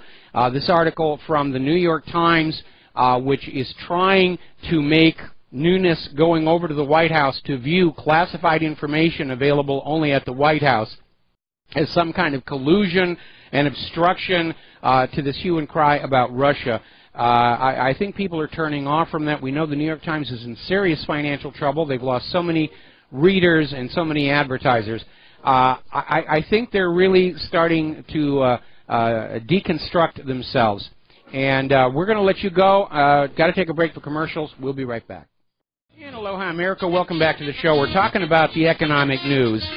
Now, yesterday we were talking about how Russia hosted a delegation from Iran in the Grand Kremlin Palace. And the choice of venue was not done lightly. It was sending a message to Iran: we value an alliance with you. And sending a message to the rest of the world: Iran and Russia are good friends, so you attack Iran at your own risk. Basically, Putin is taking the Kennedy doctrine and turning it back on ourselves. And to sort of cement that new reality, the governor of the Central Bank of Iran has just announced that Iran and Russia are going to use their own internal national currencies in all trade transactions. They're not going to go through the U.S. dollar, and I can imagine already over at the Federal Reserve they're screaming, invade, invade, nuke 'em, nuke 'em, all must pay homage to the Federal Reserve note. And that's really what all these wars are about. Trying to get the world back to Bretton Woods, and it's not going to happen. Now then, let's see. Under the guise of fuel economy, the environment, various other things, liberals are now launching a campaign to impose heavy taxes on older cars. And apparently they're very concerned over the fact that there are still cars out there that are already paid for, and worse, they are cars that the drivers can fix for themselves, because the new economy requires you always be in debt for your car, and you always go and spend money on a mechanic to get the car repaired. They're trying to basically bring back mandated planned obsolescence, and it's a warning sign, because back during the Depression in the 1930s, the U.S. government actually seriously considered passing a law imposing a lifespan on things you would buy, like washing machines and refrigerators. They would come stamped with a expiration date. And if you were caught using that appliance after that date, even if it was still in perfect working order, you would be punished and penalized. The goal was to force people to buy more products to try and recover the economy. And thankfully that bill failed. And it would have failed even if it had passed, because people will buy newer things if they have the money to do it with. When you have ruined an economy, you cannot fix it by simply going on out there and ordering people to buy things if they don't have the money with which to do it. That was why Obamacare failed miserably. Obama came on out and said, we're going to guarantee every American has health insurance. You will buy health insurance. Problem solved. Only it wasn't solved because people could not afford those high premiums. They can't order the American people to improve the U.S. economy if the U.S. economy does not improve for the American people. We'll be back after station identification. Aloha, America. Welcome back to our show, hour number 3. And let's talk about immigration, refugees, a lot of things going on. Apparently, U.S. District Court Judge Derek Watson is operating in a fantasy world of his own mind, where his authority exceeds that of the law, the Constitution, and the President of the United States of America. He has just declared his temporary halt of Donald Trump's travel ban permanent, or actually indefinite. It's there until a higher court overrules it. Now, obviously, this is now going to go on to the Ninth Circuit Court of Appeals, who will no doubt uphold Judge Watson's tomfoolery, or in this case, Derek foolery. And from there, it'll go to the Supreme Court. And I got to tell you, U.S. District Court Judge Derek Watson makes me ashamed to live here in Hawaii, because this is where all this nonsense is coming from. And again, we are finding out more and more that the judges who are putting up roadblocks to the travel ban are not doing so out of the law and the Constitution. They're merely expressing their opinion. They don't agree with it and are using that as if it were a force of law. And it isn't. Judges' opinions are irrelevant. They're not allowed to write the law or rewrite the law from the bench. So, now then, as one of our callers mentioned, European Union President Jean-Claude Juncker has come out with one of the most absurd things he has ever said, saying that unless Donald Trump ends his support for Brexit, unless Donald Trump starts supporting the unity of the EU, that he, Jean-Claude Juncker, is going to start breaking up the United States of America just to show Trump what it feels like. And he's specifically saying that Juncker is going to promote the independence of Ohio and Texas. Well, Texas does want to break free. There's an independence movement down there. I don't know about Ohio. But there are a couple of differences here. When the United States was formed, it was a confederation of states of people who all spoke the same language, had the same culture and belief systems. That's not true for Europe. The EU was imposed from outside, trying to blend together all these people with different cultures and different languages. And it was sold to them purely as a free trade, free travel bloc, and then mutated into something far, far worse. So Juncker is out there saying that he is going to work for the independence of Ohio and Texas unless Donald Trump drops his support for the Brexit. Nigel Farage responded by calling Juncker a fool. And he's absolutely correct on that. Now, over at the EU, senior figures there are still trying to get back into Britain and say it's not too late. You can still change your mind and remain our slaves. Really, you know, it's much better being our slaves than not being our slaves, because we'll make it much worse for you not being our slaves. They're not going to quit. I'm sure in the back of their head they're figuring somehow in the next 2 years we will end this nationalist, populist nonsense that threatens our new world order. Now, Hungary has passed some new strict laws regarding immigration, regarding asylum seekers in particular, saying the asylum seekers must be kept in designated transit zones and camps while their applications are processed. In other words, they can't just come into Hungary and blend in with the general population while waiting for the paperwork to catch up with them, which can take years because there's so many of them. Now they have to remain in these designated transit zones. Needless to say, all of George Soros' non-governmental organizations are out there screaming, it's foul, it's racist, it's, how are you expecting us to blend the population together when you're trying to keep them apart?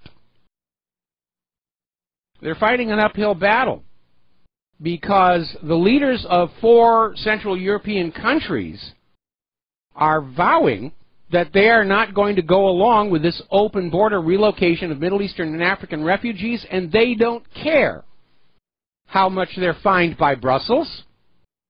Some of them are even saying they won't pay it even if they are fined.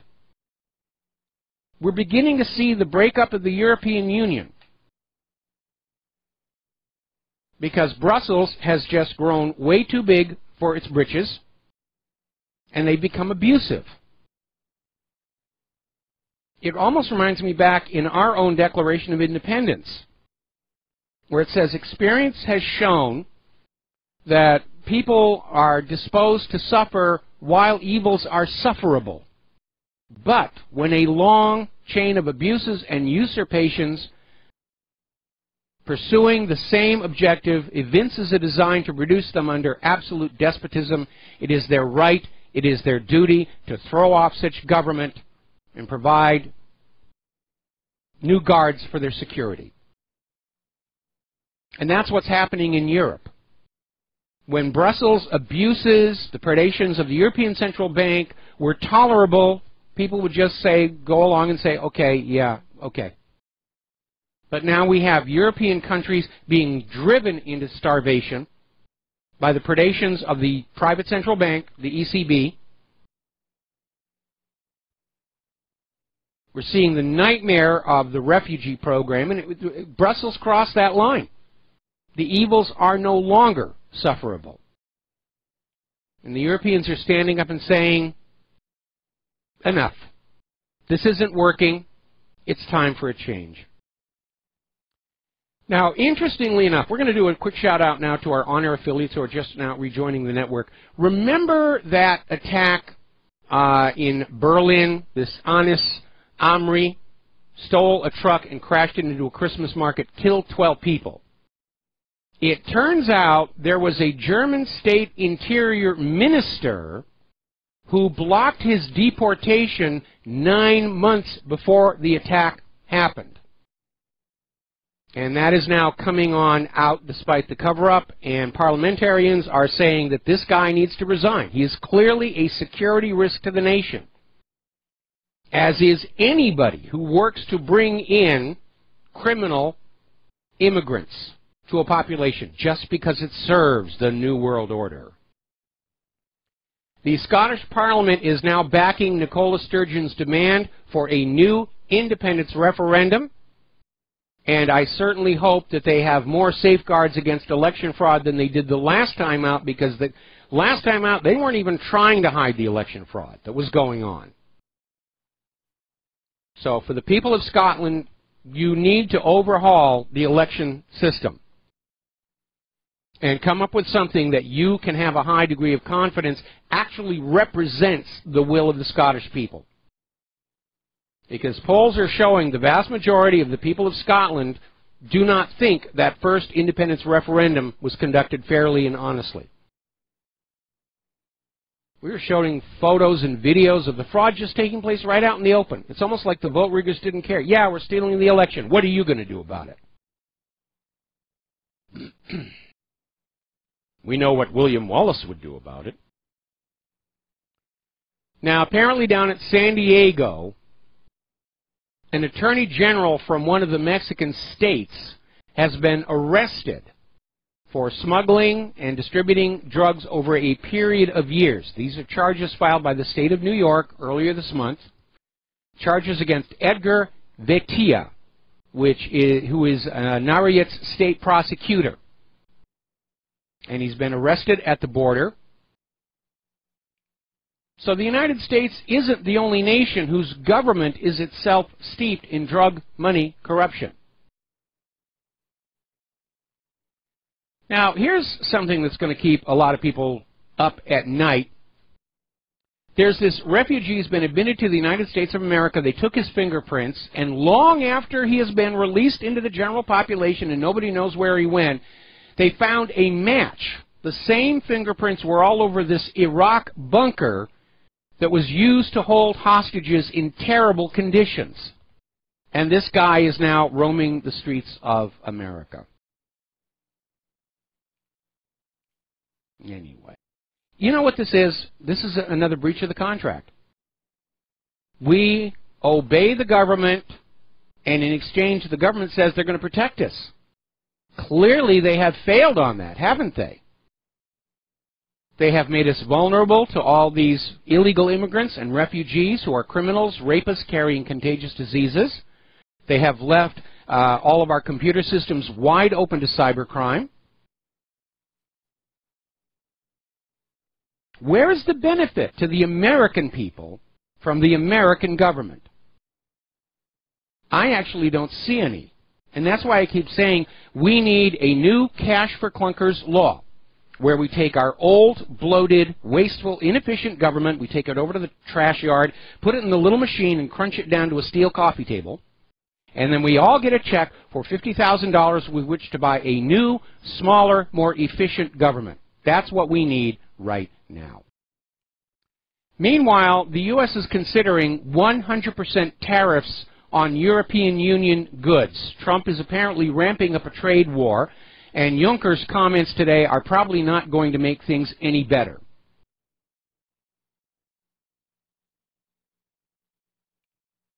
So far from unifying the world, unifying the supply chain, this push for a global government is actually starting to result in more blockage of international trade, which is exactly what they do not want.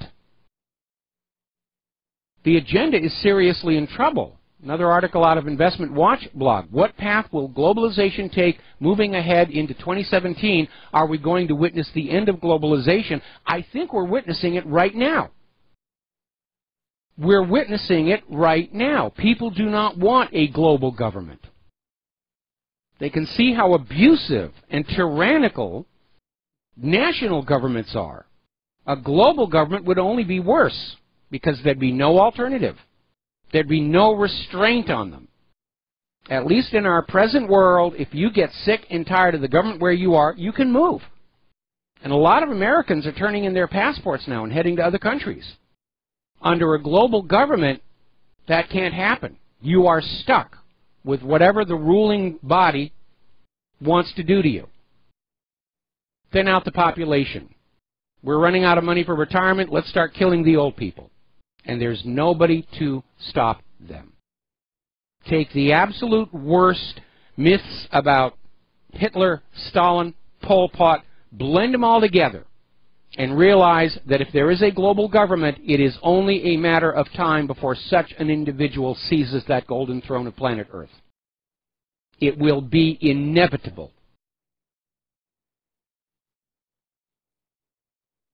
I think human civilization is best served by a planet Earth with 1,000 little tiny nations all over it, each taking care of their own needs internally, and there'll be a little cross-border trade, because people find a certain charm in having something from other countries, a lot of tourism,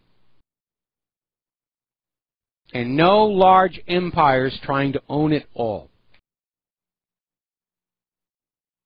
Now, there's a lesson from history, and it has to do with the fall of Rome, specifically the Western Empire. And Valens was considered the last real emperor of Western Rome, and he fell, or rather, he basically lost Rome at the Battle of Adrianople. And I may have mispronounced that. And it was when the Goths swept on down into Roman territory. And the reason they lost that battle, and the reason Rome fell, was they were mismanaging their migrant crisis, and it cost Rome its empire.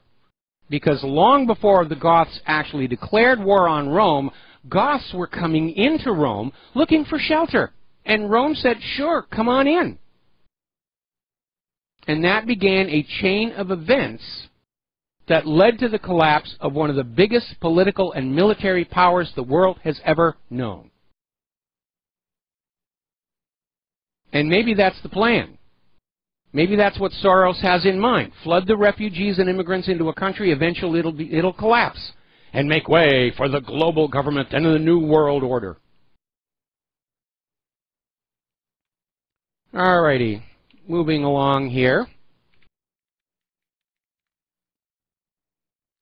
We've been talking about the abuses of civil forfeiture. We're starting to actually get some numbers on that.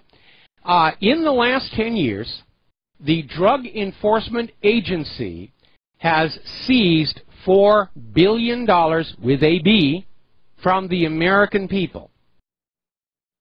Most were never even charged with a crime. They're just grabbing cash for the sake of grabbing cash. And I remember when this whole civil forfeiture thing first started up, all the way back in the 1990s. And there were some courageous newspapers, like the Philadelphia Inquirer, who stood up and said, this is bad. This is going to be abused. Civil forfeiture was originally when we find a drug criminal that we know is guilty and he's been convicted in the court of law, we can seize his wealth and defund his future criminal enterprises. And almost immediately they stopped going after these big drug lords who've got teams of lawyers to protect them, and they started stopping people at airports and seizing cash. You got too much cash? Well, it could be used for drug dealing. No, that's not what I was going to do. Well, we have to err on the side of caution. You may be about to do something really nefarious. That's really way too much money for you to be carrying. You should be using your plastic. $4 billion seized by the DEA. And that's just the DEA. That's not Customs.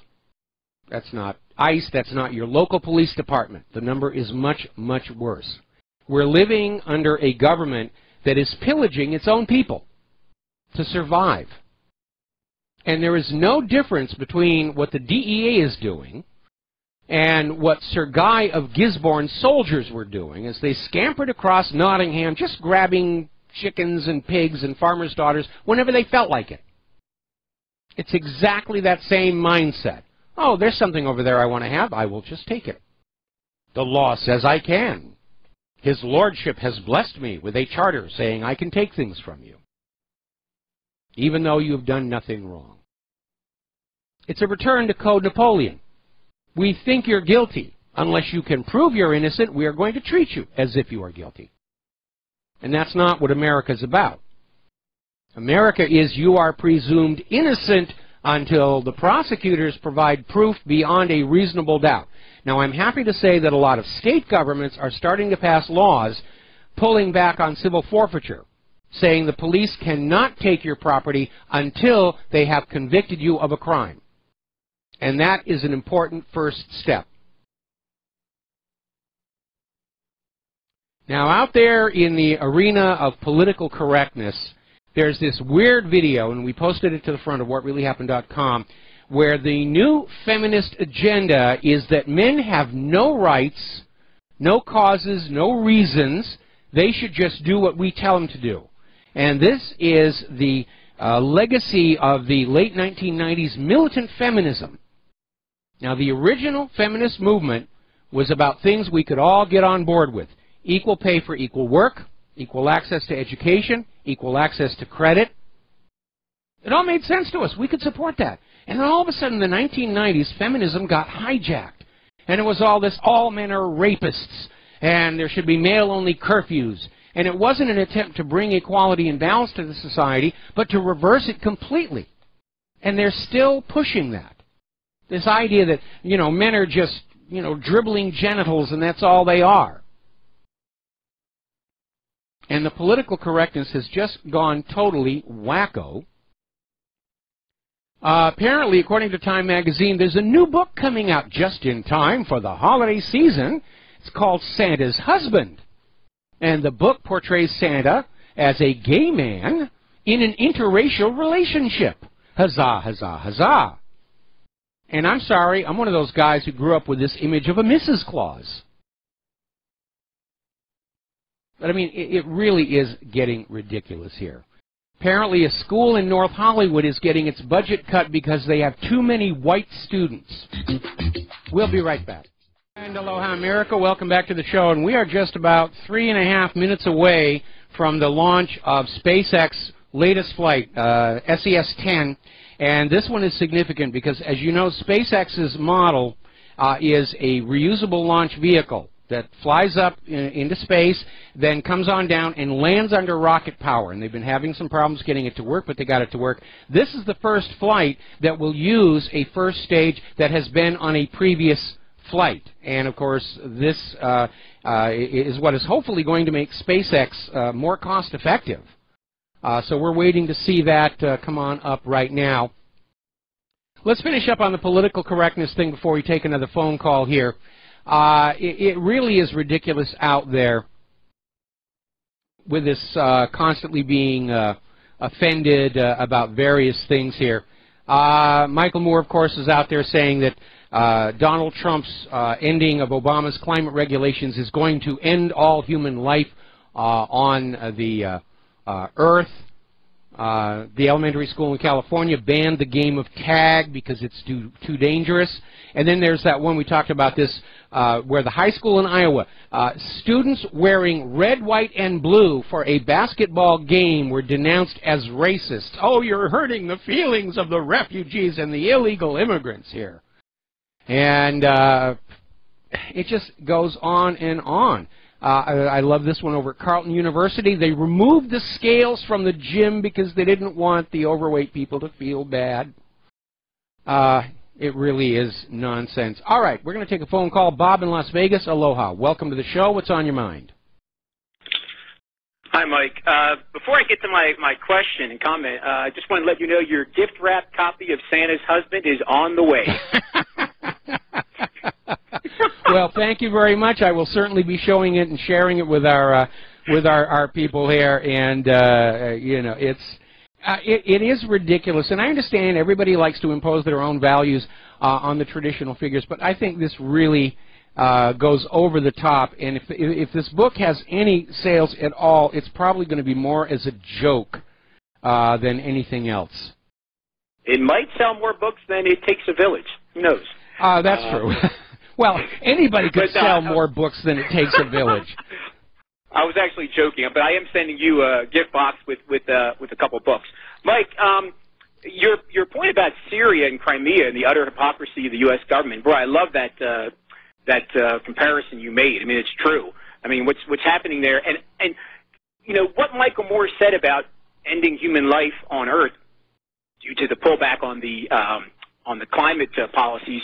He might be right, but not due to climate change, but due to nuclear war. If Trump doesn't pull back from Syria and Ukraine, these insane policies, we might see an end to human life if this continues. Well, we have Fukushima, now we've got Turkey Point, the residue from 3 Mile Island and Chernobyl. You know, we may already be doomed. So if the radiation is going to kill us anyway, then, hey, let's put out more carbon dioxide. It's not going to make a difference in the long run. Yeah. You know, Mike, I was thinking about something, you know, how JFK, who I believe was the first president born in the 20th century. Bill Clinton was the first president who was born in the baby boomer generation. I'm wondering, when are we going to see our first president who swears by the independent media? Well, Trump is a big supporter of the independent media. He knows that the independent media backstopped him against the propaganda from the corporate media. And Trump and Spicer have not hesitated to express their disdain for the corporate media and its inaccuracies. I would like it if, well, Trump's very, very busy, but somebody from Trump's administration became a spokesperson, an outreach person to the independent media and come on our shows and help us build our audiences. To sort of, not necessarily to support Trump, although obviously it's going to help, but to try and encourage our corporate media to go back to actually reporting honest news to the American people. Because if they don't do it, if they don't start telling the truth, they're going to go out of business because the people who fund them now, these billionaires who are writing all these checks to support them, they're going to stop signing the checks when it becomes very obvious the corporate media is no longer able to control the minds of America. Anyway, Bob, okay, thank you, Mike. We're going to let you go. Take another break for commercials. We'll be right back. Hello, hi, America. Welcome back to the show. I was watching the live feed from the SpaceX.com website. The launch went off just fine. The first stage, the reused portion, which was the major point of this, worked just fine. It's already separated. The second stage is continuing on into orbit. The first stage is beginning its trip back down to Earth, and if it lands successfully, that's got to be a great moment. And my hat is off to those SpaceX people. It's great that America's back in space any way that we can, because it is truly amazing. And, you know, it's so great to watch it while it's happening, because they got the cameras all over the rockets and everything. When I was a kid, that never happened. I remember sitting there in school, we're getting ready for Alan Shepard's suborbital flight, which, of course, just went on and on and on and on. And then finally they launch, and we see the rocket go up, and that was the end of it. We just had to wait until they say, yeah, he's done. Today we got all the video coverage. It's rather amazing stuff. All right. Pardon my enthusiasm. I am a space nut. What can I tell you? All righty. There has been another mass shooting over the weekend, and to nobody's surprise, it took place in a gun-free zone. Isn't it amazing? Those signs don't actually work. You know what I think it is? These mass shooters have their brains so badly melted on prescription antidepressants, they have forgotten how to read. They can't read those signs. So maybe what we need is a sign with a gun that's got that red circle and the slash through it. Think that might work any better? No?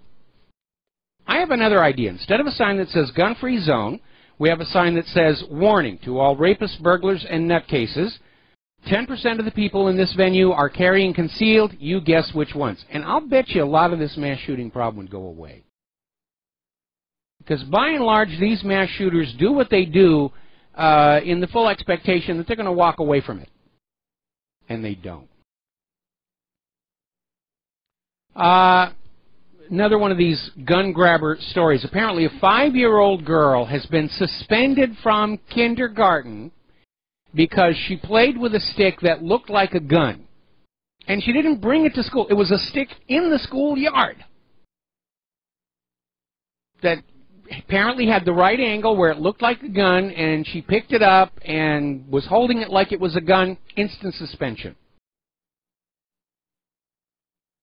It really is absurd. And again, I am thinking back to when I was a kid, growing on up, where guns weren't mysterious, magical objects, they were tools. On your 12th birthday, you got your first gun, and you got the lecture on gun safety. Actually, you got the lecture on gun safety growing up. You know, because you'd stand there looking at the guns in the gun case, and you'd ask questions, and they'd answer questions. They would always hit the point. This is not a toy. This is a tool. It's a very dangerous one. When you are 12, you will get your gun. And they would teach us gun safety. And the first time you misused that weapon, you would get a trip to the woodshed, would have you eating dinner standing up for at least a week.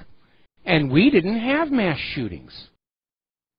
We didn't have this kind of craziness going on. We would take our guns to school. We'd put them in the cloakroom. No big deal.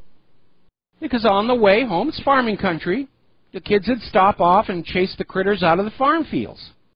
That was a normal part of life, and there were no mass shootings. There wasn't an epidemic of crime. It was very quiet and very, very peaceful lifestyle. The only bad incident we had with a gun the entire time I was living in that town in New Hampshire was an attempted suicide. That was it. We didn't have the out-of-control craziness we have now that's the product of the gun-grabber culture that wants to traumatize anybody who sees a gun. Now, there's something very weird going on over in Lake County where they're getting ready to have this lawsuit brought by Lenny Posner against Wolfgang Halbig. Now, Wolfgang Halbig, as you know, is a professional school safety inspector who has raised some very serious questions about what happened at Sandy Hook. And in an attempt to silence him, Lenny Posner is suing him to make him shut up, saying, you are defaming the families, you are wounding us, you're continuing the pain with all these questions, we have accepted the official story, we're ready to move on, why can't you? And oddly enough, Lenny Posner spent 15 minutes trying to get the judge to have the press removed from the pre-trial hearing. They haven't even started the actual lawsuit. And Posner is out there saying, no, we don't want any press. We don't want to have any video. We don't want to have any recordings. Got to keep this secret. Because he's afraid of what Halbig is going to bring on out in his defense. Because Halbig has a very, very solid case that we were lied to about Sandy Hook, just as we were lied to about the Boston bombing, just as we were lied to about 9/11, just as we were lied to about Saddam's nuclear weapons and Assad's sarin gas and torpedoes in the Gulf of Tonkin, Spanish mine in Havana Harbor, Lusitania smuggling weapons.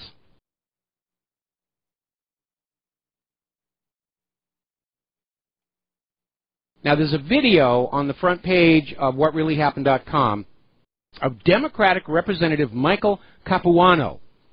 And he was standing up in opposition to this bill that Congress just passed to make it legal for your internet service provider to scarf up all of your browsing history and sell it to whoever might want it. Marketing companies, certainly.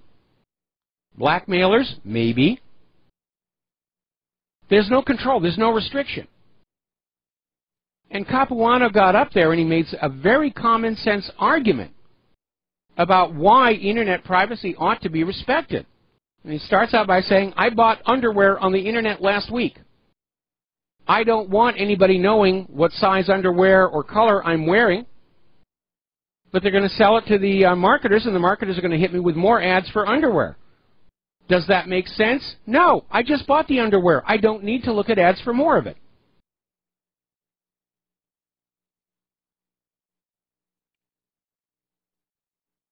And he makes a very, very good case, but unfortunately, Congress has sold out your privacy rights. I love that call that we got yesterday that had the perfect answer for anybody saying, well, if you've got privacy, you must have something you want to hide. If you're not doing anything wrong, you shouldn't worry about privacy. Yeah, why do you have curtains on the windows of your home? Why do you close the bathroom door? Why do you have an opaque shower curtain in the shower? Isn't that for your privacy? Yeah. They'll come back and say, well, they're not intruding there. Yeah, they are. Remember that big stink where this school district issued laptop computers to their students that had built-in webcams, and then were using these laptops. School administrators were using these student laptops to spy on the students in their own rooms, in their own homes. Yeah, that's why we need privacy. All right, we're going to grab ourselves a phone call. Cerise in Jacksonville, aloha. Welcome to the show. What's on your mind? Hey, how are you doing? I'm fine. Hello? Yes, I'm fine. I hear you. Okay, I apologize. I just got off work. I haven't been able to hear your show yet today, so you might have addressed this. Did you see about Representative Massey indicating he wants to audit the Fed and trying to garner support to audit the Fed? Yeah, we did, and we talked about how Rand Paul's bill, which is basically his father's bill, is out of the House committee. It passed the committee, and it's headed for the floor. So there's going to be a big floor fight trying to get support for the bill. And unfortunately, given the amount of corruption in Congress and the Fed's willingness to just create money out of thin air and pour it all over congressional campaigns, I would love to see this passed. I'll be very surprised if it passes. Okay, this gets to really why I'm calling, which is I'm a busy person, you're a busy person. It's been covered on your show before that we don't really have the time to go march in the streets, but to me this is so important. There is an organized march or rally. I'm willing to take off work and go to that city, wherever it might be, to show numbers and to show support. To me, none of our pet issues will ever really get resolved until we stop being slaves to the money supply. So I know people call and they ask you and they throw things in your lap and say, hey, will you coordinate it? But I know this is important to you. It is important. I know people listening. Okay. It is important to me. Unfortunately, from out here in Oahu, I'm constrained about what I'm able to do. I can't fly to the mainland and march in the streets of America because of the intense cost. In fact, Claire and I are trying to get the money to move back to the mainland this year so that I can take part in some of these things I'm invited to take part in. But I'm sure there are other organizations out there who are aware of the predations of the private central bank. And I would be very surprised if there weren't already plans to have massive demonstrations in front of the Congress and all of the main Federal Reserve banks saying it's time for the American people to know just how much real wealth has been sucked out of the pockets of the people whose labor creates that wealth and poured into the pockets of the bankers who have invested little more than ink, paper, and some computers in the scam. Okay, so I'd like to say to your listeners, if anybody is aware of organizing events to show that this is something the American people care about, if people can call in just to make us all aware so we can show up to the same event and have our numbers really count. All right, well, we'll put the word out here, and I'll do a web search and see if I can find anything that's being planned and post it to whatreallyhappened.com, okay? Do you have time for one other thing? Real quick, we're running out of time on the show. Did you ever see this tiny little headline piece that talked about Trump and his wife don't sleep together? I don't even pay attention to that kind of stuff. I mean, obviously they don't sleep together now. He's in Washington, D.C., and she's in New York. The point of it was that even when they're together, they don't sleep together, which again is a violation of privacy. But it struck me as they are really playing so hard with this man that they're definitely spying on him, and it's getting leaked because, of course, they didn't say who the source was, but they said sources claimed. They don't. It's just so personal and so dirty how they're. Well, it is, and they're trying to imply that there's something going on there. But, you know, growing up, I've known a lot of very happily married couples who prefer separate bedrooms because one of them snores incredibly loudly.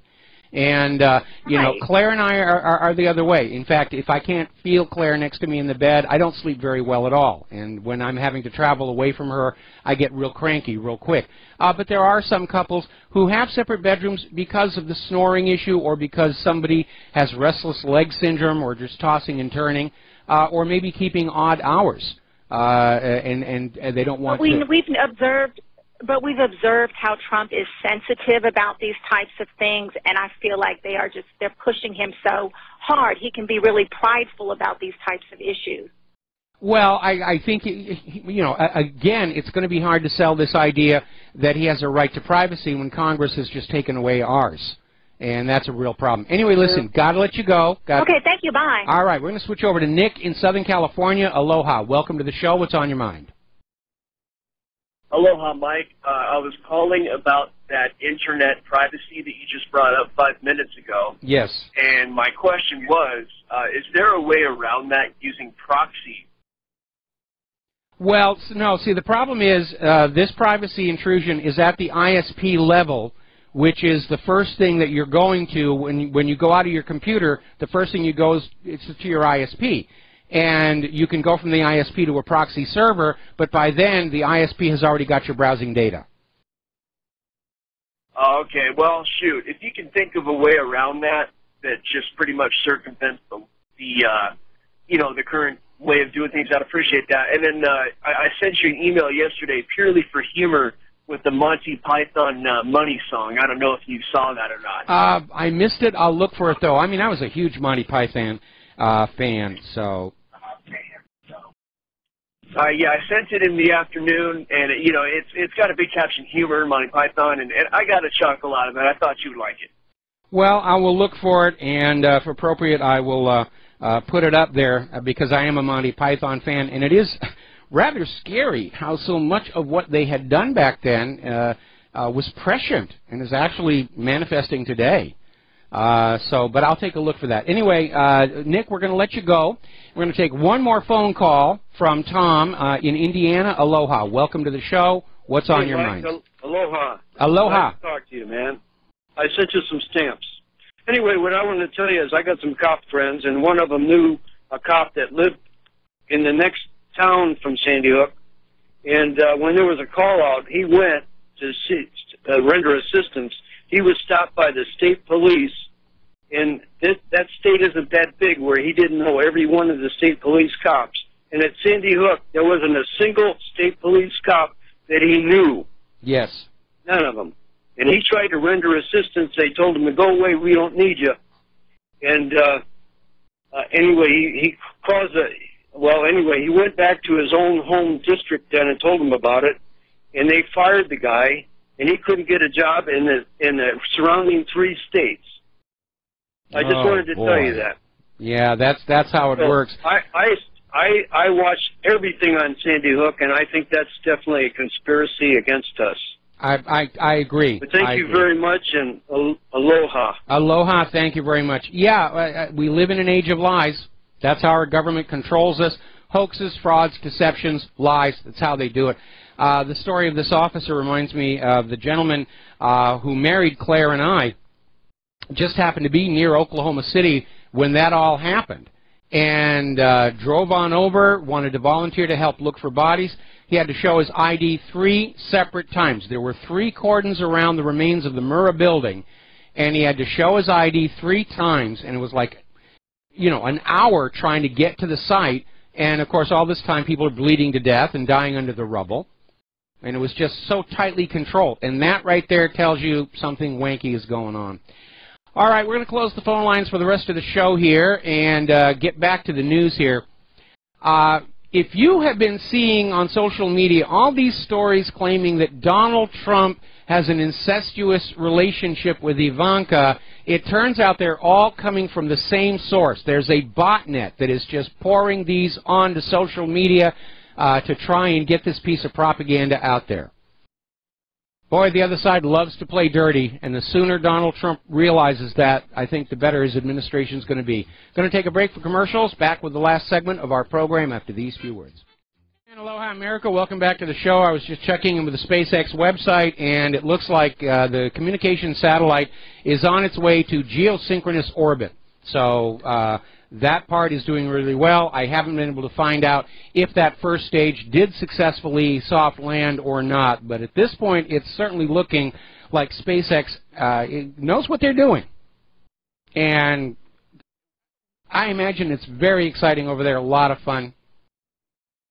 Now, let's talk about fake science, not the real science like SpaceX is doing, the fake science. Very interesting article came out of Natural News.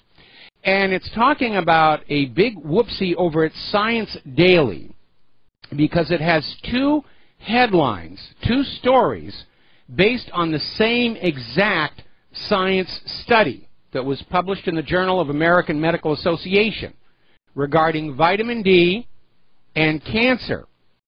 And in one of these Science Daily stories citing this AMA article, it says vitamin D decreases risk of cancer, while the other story, citing the exact same study, says vitamin D and calcium don't reduce the cancer risk. All being driven by the money. We've got to keep the cancer establishment profitable. We can't have people preventing cancer. How will I afford my Porsche? Now, a very tragic story here. Young girl named Mia Blesky, very talented musician, dreamed of being a pop singer, was well on her way, was already doing TV and singing, and then she got the HPV vaccine, started getting sick and weakening,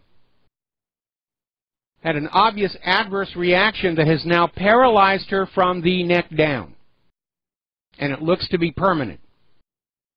The doctors are claiming it's all in her head. She's making it up. We would never do anything wrong.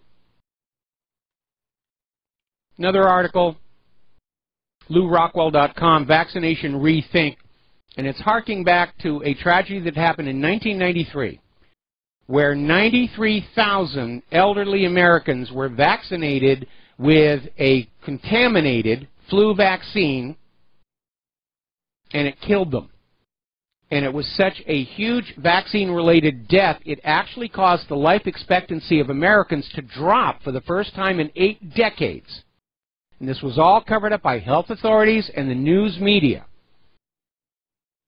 And Lou Rockwell is saying, if you can hide 93,000 vaccine-related deaths from the American people, what else is the vaccine industry hiding? It's time we find out. Meanwhile, out in California, they've passed SB 18, which allows state authorities to enter unvaccinated children's homes in order to assess the child's safety. Oh, you're obviously unsafe. You need a needle. Talk about dictatorship. All right, there's the music. Time for me to get on out of here. We're standing by for John Stedmiller's show. I'm going to be taking the mic for just a few minutes while John gets in. So we'll be right back after station identification.